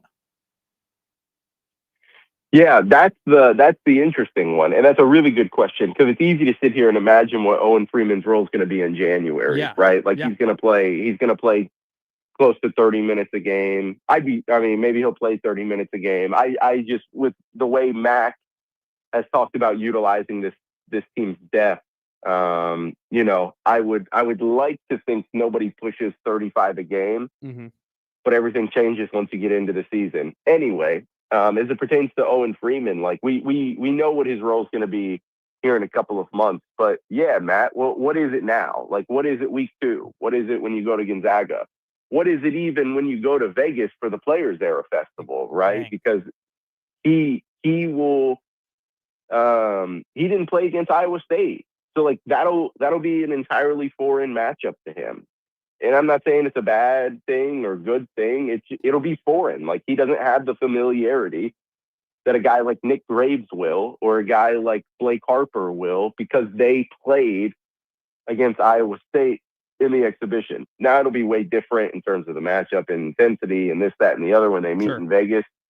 But yeah, it's just the familiarity. So Owen Freeman's role right now, I really think is cliche, like as simple as it sounds, is just to like find his footing as quickly as possible. And you can't do that unless you're on the floor. Guys, he's like 3 weeks removed from being fully cleared from off-season meniscus surgery. Before returning to practice, 3.5 weeks ago, he had not been through a full practice since February. Before the Colorado State exhibition, he had not played in an organized game of basketball since February. Wow. So, like, this is a process. It's going to be a process. It already was going to be a process because of the steep learning curve that newcomers have to face in Greg McDermott's system. Oh, and on top of that, it was going to be a process because he's the guy replacing Ryan Kalkbrenner. So you add these wrinkles on top of it, and it just magnified, it amplified that process even more. And at the same time, it delayed it. So yeah, they're kind of on a speed run with Owen Freeman. Like, he sat off to the side and got a lot of help from, grad assistant Jeff Griselle, former Jay. He knows what it's like to play under Mac. So Owen Freeman benefited from that. But man, there is nothing that can prepare you to be on the floor like live action can. And Owen Freeman didn't have a lot of that over the summer. He still hasn't had a lot of it. Again, only like 3 weeks removed from being cleared from off-season meniscus surgery. So long meandering way, Matt, to say that Owen Freeman's role right now is to get in basketball shape as quickly as possible, find his footing as quickly as possible, and help Creighton win to the best that he can in the process. All right, I got and I know you're going to be dabbling, doing a little Omaha men's basketball coverage this year. Yeah. So I've got a story for you. So a year ago, two guys that are waking up this morning in Omaha, 1,650 miles from Miami, where they were Hurricanes last year. Yeah. Paul Jobet, who should not be playing in the Summit League, but people will get to see him after the first semester when he's eligible. I mean, he's the real deal. And then Austin Swartz, who is with Creighton. Both of them were Hurricanes. Now they're both in the same town. That's a good feature story. But with Austin, coaches have liked him since he showed up on campus, but nobody talks about him because rightfully so. You go, hey, there's Nick Graves. There's the other guys. Sure. So he's played in two exhibition games. He has history playing in the ACC. What role do you see for a guy that kind of has a skill set that others on this roster don't have? Yeah, it's really interesting because here's how I always view it, guys. When we ask about guys who are not, like, I think it's fair to say Austin Swartz is not a clear-cut starter on this team. Mm-hmm. So when it comes to those guys, I always ask this. And whether that's asking, in a situation like this, you guys, or asking myself, if I'm thinking about it, like, who is coming off the floor to get that guy on? That's a great point. So that's the thing that I always ask myself, like, who are you taking off to get that guy on? And when you think about how Greg McDermott's rotations have worked lately, like, especially over the past couple of seasons, like, the answer to that question is why Ryan Kalkbrenner, Baylor Shireman, Jemiah Neal, Stephen Ashworth, Trey Alexander all played 35 minutes a game. It'll be different this year because previously the answer to that question did not involve a guy like Austin Swartz. And that's the key difference. However, the question still remains. If you want to get Austin Swartz a bunch of, if you want to run him off screens and have him step into threes, which he's really, really, really good at, do you take Josh Dix off? If Jason Green's playing the three, does he come off? Does Nick Graves come off? Someone has to come off the floor to have Austin Swartz on. And so that's always the really, really, really tough part. Now, again, Max says he wants to play more guys, more minutes. They are deep. They are very talented. So we'll see what happens. There's not as much of a log jam in the backcourt as there is on the wings. So yeah, we'll really just kind of see what happens. But I'm not sure. Like, he's really talented, and in a Greg McDermott offense that loves to screen for its actions, like, he would greatly benefit from running off of screens and turning into threes like Stephen Ashworth did his first year at Creighton. Like, they would just run the mess out of Stephen. and he'd wrap around a screen from Baylor and wrap around another from Kalk, and boom, this kid's wide open. Go watch the Oregon NCAA tournament game, and you can see examples of that. But that's the question that we'll have to ask as it pertains to the wings, as it pertains to the backcourt. Maybe not so much as the post, because I think that picture is painted pretty clearly. But who comes off the floor to get Austin Swartz on? John, Max said in his post game, he goes, typically the biggest jump when learning the Creighton offense is year 1 to year 2. But they have a lot of guys on this team that are learning the system this year. And he himself admitted it's not the easiest system to learn, but we need guys to learn it quickly and get in that flow, because we're going to count on them for Creighton to win basketball games. Is there any remedy to that? Is there any like obvious fix or answer or anything to how do you get guys to, learn a system quicker than maybe they've had in the past? And is there even a conversation of a thought of tailoring the system to make it easier to learn in year 1? I'm not so sure about the latter part. Okay. Yeah, I think that would, not just me being political and towing the line. I think that would genuinely be a Greg McDermott question. Sure. And that's a good question. So if this comes up, I'll ask it. That's you a have really my good permission. Question. But that's. Can you speak on the difficulty of it? Speak on the difficulty of learning this system. It's just really tough. We see a guy like Ryan Kalkbrenner having so much success through his first few games in the NBA, and the same went for Baylor. Look at what Trey did in the G League. Creighton is a system that can prepare you to play in the NBA, and that's one of the huge recruiting benefits that Greg McDermott and his staff have been able to use over the years. Especially over the past couple. Can Creighton give the most money to kids? No. Does Creighton have the nicest facilities in the country? No. They have money. They have facilities, good ones, a good amount of money. But the relationships in the ball are the things that separate Creighton in the recruiting world. And I don't really think it's a coincidence. No, they don't have the nicest facilities. They have nice ones, again, but they're not dumping billions and billions of dollars into facilities. And they're not dumping billions and billions and billions of dollars into the payroll for the roster. So, yeah, they've had to have those relationships in recruiting. But more than that, Greg McDermott's system has really kind of made the wheels turn, if you will, as far as getting this team where it is today, and the program is where it is today.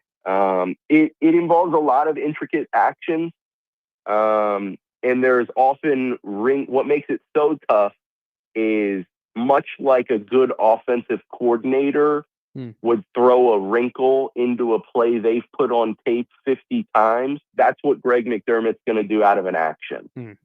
And so you could see Austin Swartz, if you're Georgetown, you could watch on film Austin Swartz is going to come off of an elevator screen. He's going to get 2 screens. He's going to wrap around both of them, turn, shoot, make it, right? For example, you could see something like that on film 50 times from Creighton. And then when you play, you're going to hedge that screen. Well, Greg McDermott's already put a wrinkle in that instead of wrapping around the second screen, Austin Swartz is going to cut through those and go to the basket wide open. So he just eliminated your hedge. Sure. And great point. So those are the things that make it so tough, because it is an NBA system. CBS had that poll come out earlier this offseason. I think Matt Norlander did it, and he asked for the best X's and O's coach in the country, and Greg McDermott was third. The system is prolific, and it just takes time. It really does. Part of the 17 days of Jays that I did earlier this month was going back and looking at, notable Creighton players and how they performed in their first season with the Jays. And some of them were really good, like Ryan Hawkins. And some of them did not play all too well, or at least comparative to what they ended up doing. Sure. So yeah, it's intricate for a lot of reasons, but that's one of them. Is it's a system that is unparalleled at this level.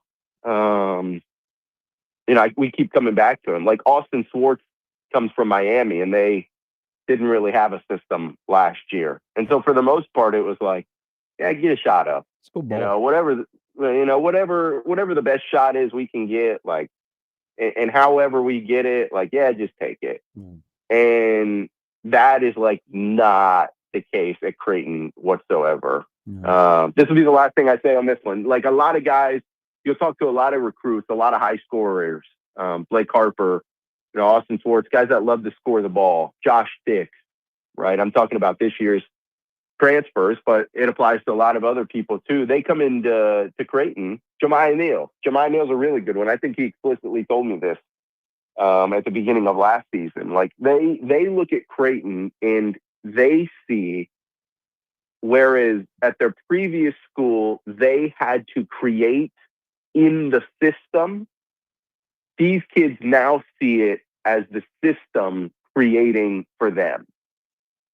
And I think that's probably the biggest endorsement you could make on Greg McDermott's offense. Yeah, and that's an attractive thing if you are in recruiting or in the portal. J-Dub, have a great week. Will we see you Saturday? Do you have Husker coverage Saturday night?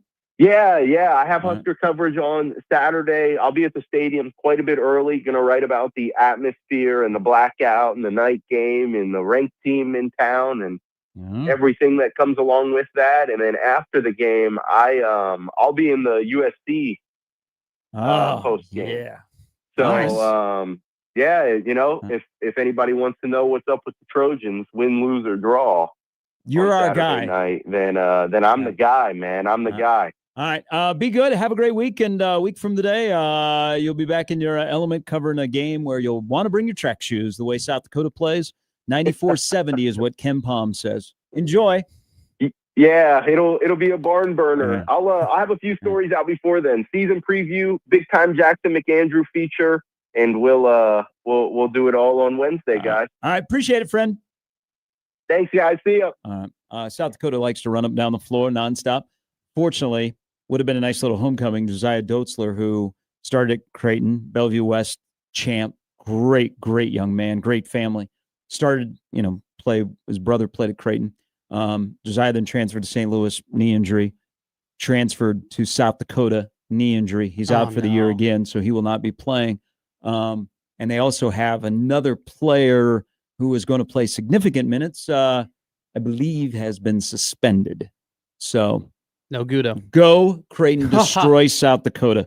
Beat them by 500, please. I'm just waiting for our weekly Connor Happer tweet that says this was the greatest interview of all time. He did. Did he? Ken Palm doesn't think highly of Creighton. 18-12, 11-9 in the Big East. They think Nebraska 17-13, 8-12 in the Big Ten. They have Nebraska winning 89-66 over the gauntlet of West Georgia on Monday night. 94-70 is what Ken Palm has. Hey. But South Dakota has a style. PD has a style where they've changed, where they run up and down the floor. It's kind of an unorthodox style, but Creighton is used to it and has the athletes to play it. So South Dakota's going to have to hit a lot of shots. But 94-70 seems right. This is great for us. You're Mr. Ken Palm. I'm Mr. PFF. I got the subscription for football. You have the subscription for basketball. Maybe you'll give it to me. I scratch your back. You scratch mine. Yeah, HR wouldn't be happy with that. Hey, one quick note, because I want to be fair and balanced with all three Division I programs. Cool announcement last night from Omaha men's basketball. So first three games are on the road next week. Get to go to Abilene, Texas. I've never been to Abilene, Texas. You ain't missing much. But I did look what the weather's going to be like. It's going to be like 85. Okay, so we have that. Take me to West Texas. I don't care. It's like Landman, but is it life behind the pine curtain over there, or the what? It's 150 miles west of Fort Worth. I had to look up where Abilene was. They played here last year, so it's a home and home. Oiled there. Yeah, it's from Sioux Falls to Abilene to Fort Collins. That's the first week of Omaha men's basketball. So hell yeah. Their home opener is on the 15th against Southern Utah. They're going to drop 3 banners.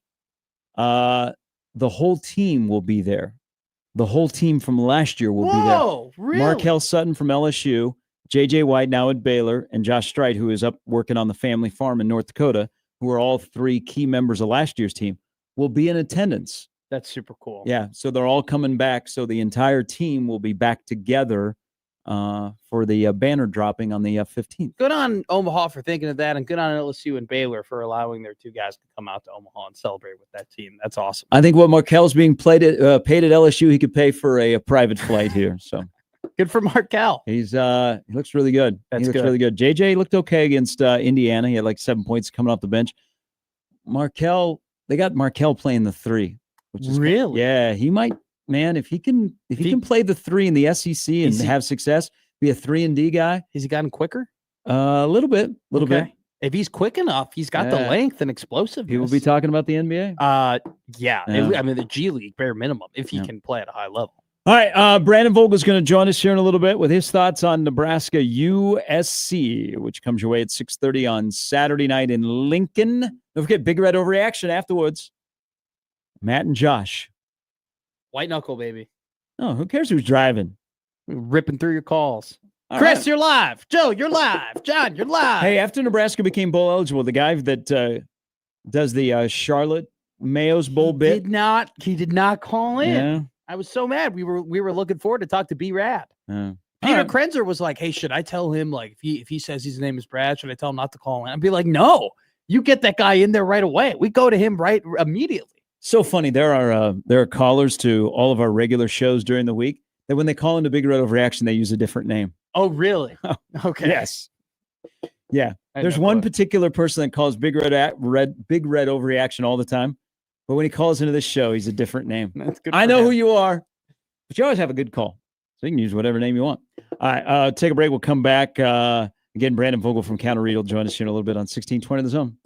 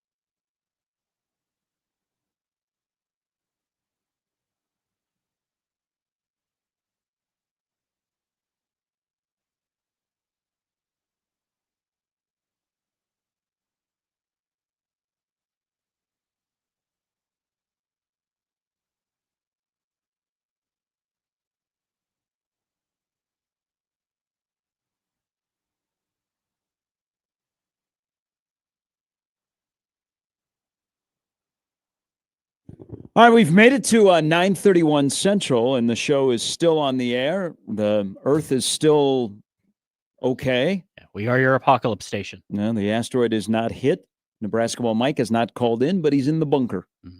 We got a little report from a friend of his that he said he's in the bunker in case the asteroid hits Mother Earth today. It wouldn't be a determination of whether it hit. It'd be a determination if it was like an alien spacecraft. Okay. That's kind of maybe land in center field tonight during Game 5. Mm-hmm. Well, out comes Wemby. It would be a couple more days after until it would That's true, because remember the beginning of the movie, it just he gets out of bed and gets the paper and this big spaceship. This is people freak out about what they don't know, and then they make all these different hypotheses. So we might be a go for Saturday. All right.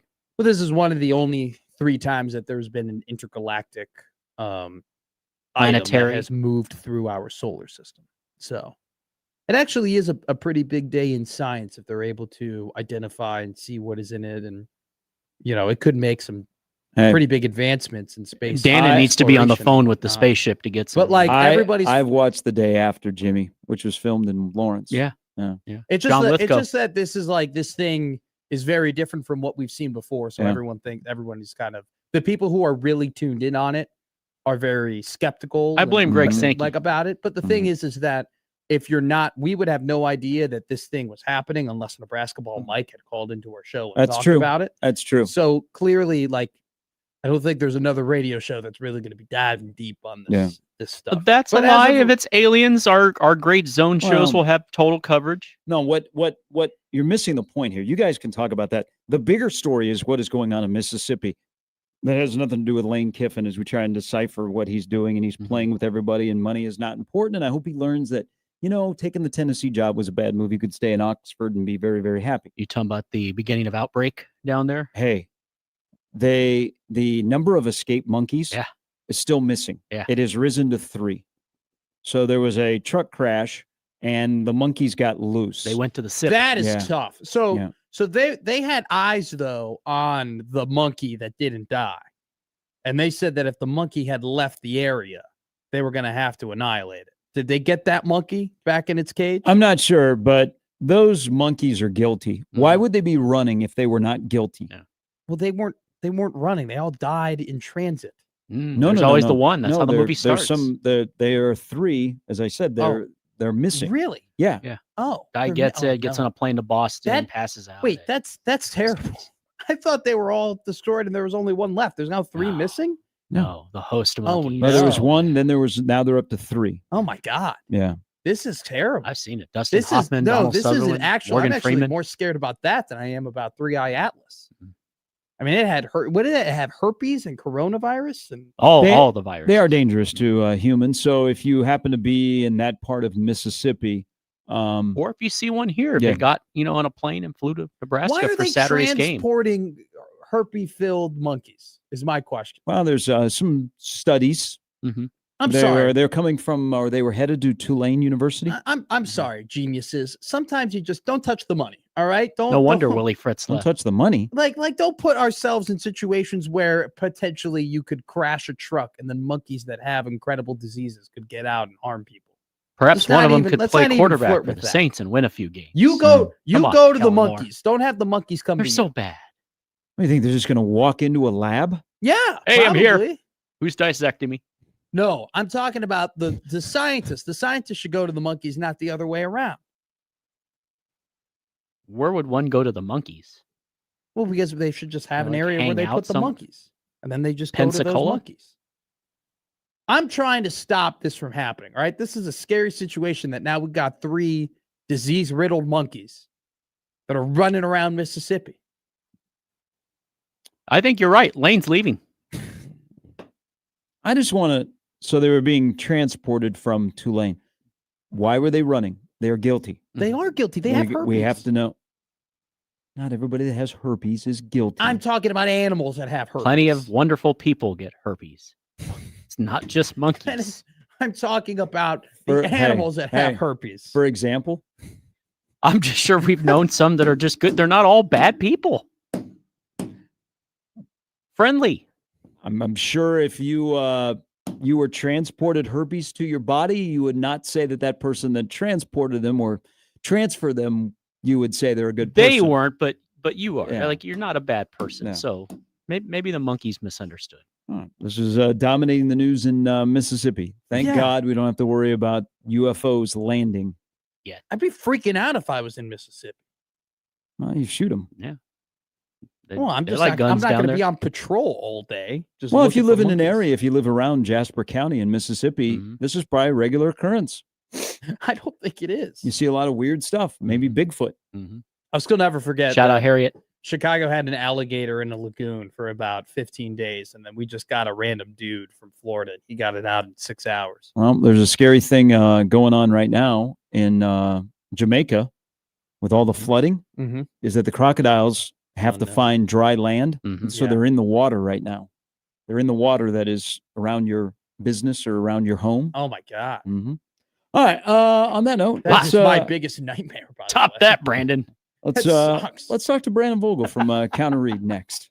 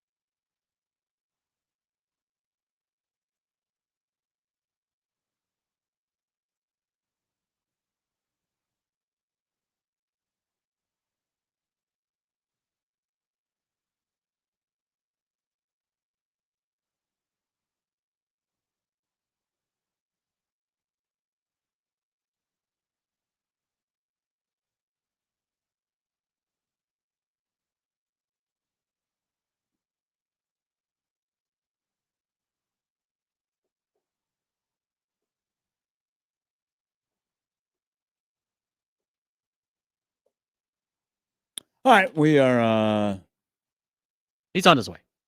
Getting ready to welcome in Brandon Vogel from counterread.com.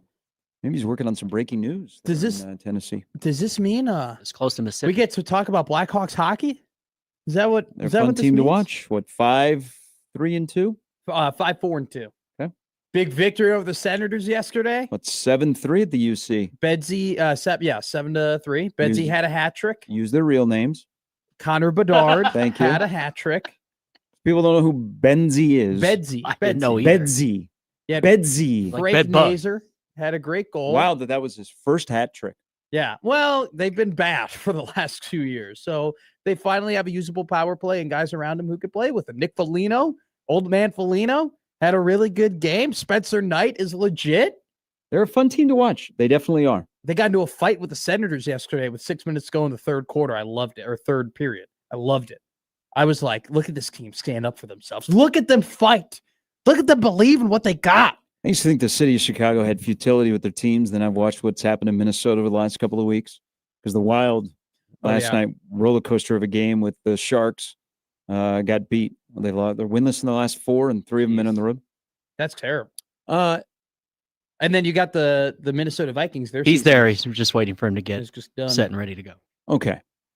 Because I saw he popped up on the screen. And then wants to just keep You were talking. really excited to get out of Blackhawks talk. No, I like the hey, I am glad that they are. He's here to save us from it. I'm glad that they are playing well. They are. It's good for you. Thank you. Yeah. I mean, your winter teams look really good. Finally. All right, we welcome in Brandon Vogel from counterread.com. Good morning. Good morning, guys. Wow, you are dressed for the part in the study at the Vogel household.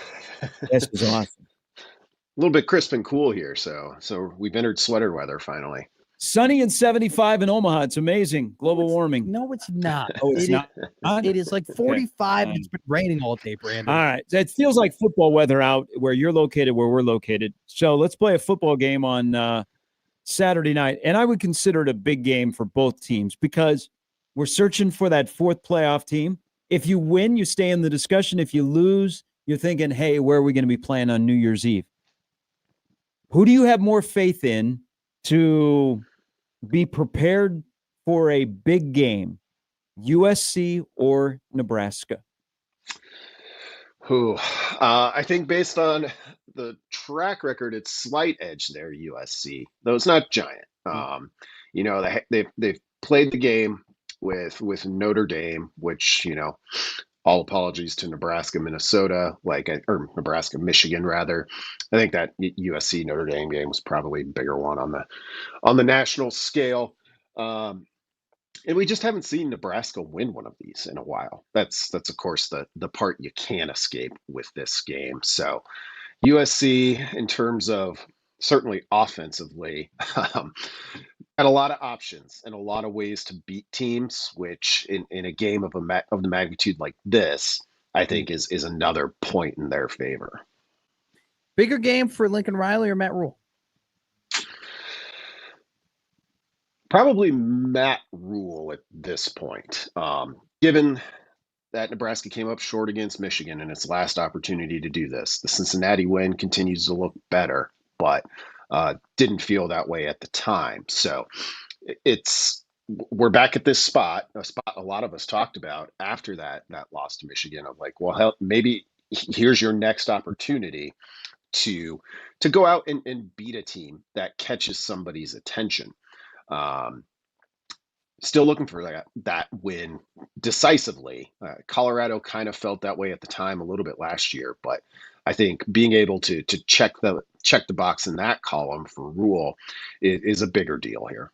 You think Nebraska, their best football is still ahead of them, or they are who they are through 8 games? That was my main takeaway from the Northwestern game is they kind of are who they are at this point. And, getting a win against USC for a lot of the reasons that we were just talking about, I think maybe bumps that ceiling up a little bit of like, oh, hey, maybe that can offer you a little bit of momentum. And maybe you do finish the season, not 4-0 probably, but winning more than you lost. Because right now I kind of look at November and think 2-2 would be pretty good. So that would be who Nebraska is at this point, I think.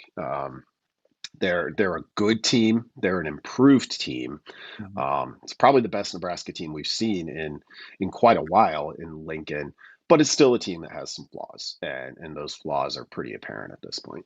I'm a part of the football fan congregation that believes that weather matters and it matters greatly. But from your perspective and you being as smart as you are and putting numbers to things, is there a numbers correlation between teams in warmer weather to teams in colder weather? Has that been done, or will we be finding that on counterread.com? We might, depending on if that forecast keeps dropping for Saturday. It definitely would be worth looking into. And I think, at the end of this year, it would be interesting to look at it. You'd only have 2 years of data and a handful of games, but for those West Coast teams in particular, sure. Seeing what it's like. But no, I don't know USC's record when it's cold. They probably haven't played, honestly, a ton of those games to this, just in their history. Certainly some, but so I do think that's edge Nebraska. I mean, this game's interesting. So USC went on the road and lost to Illinois early game, which was certainly part of Lincoln Riley's pregame complaints about that.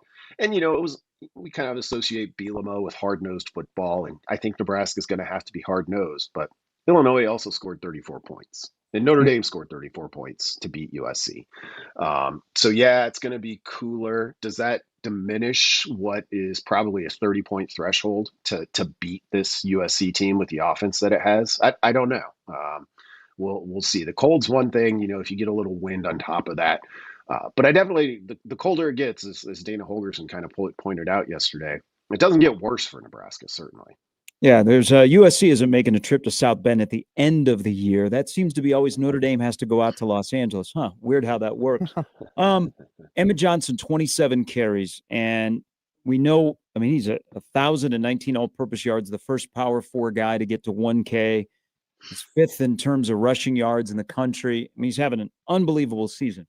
So with that said, 27 carries. Now we enter the month of November. They play 2 games, and they have a bye, and then they finish with 2 games.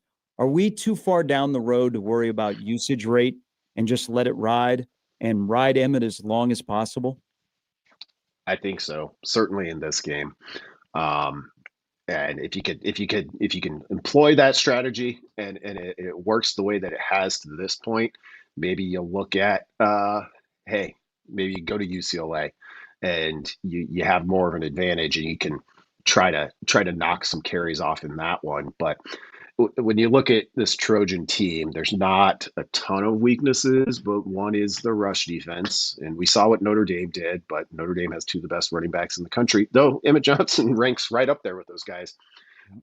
Numbers wise, they're 126th in both rushing success rate and rushing explosiveness.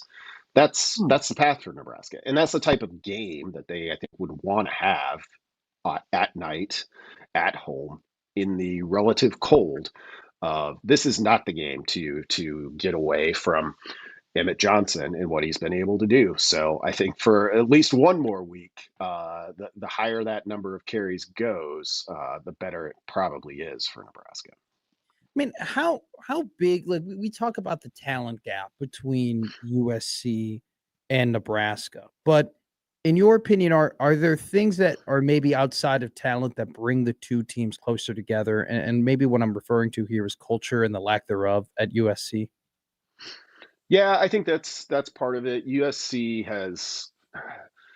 So I think the talent gap, you notice it down the line a little bit. So, your second team guys, that's where USC has the most edge. So Nebraska's dealing with injuries on the O-line, of course, but if you go through the game and don't lose somebody, I don't think Nebraska matches up that unfavorably in terms of talent.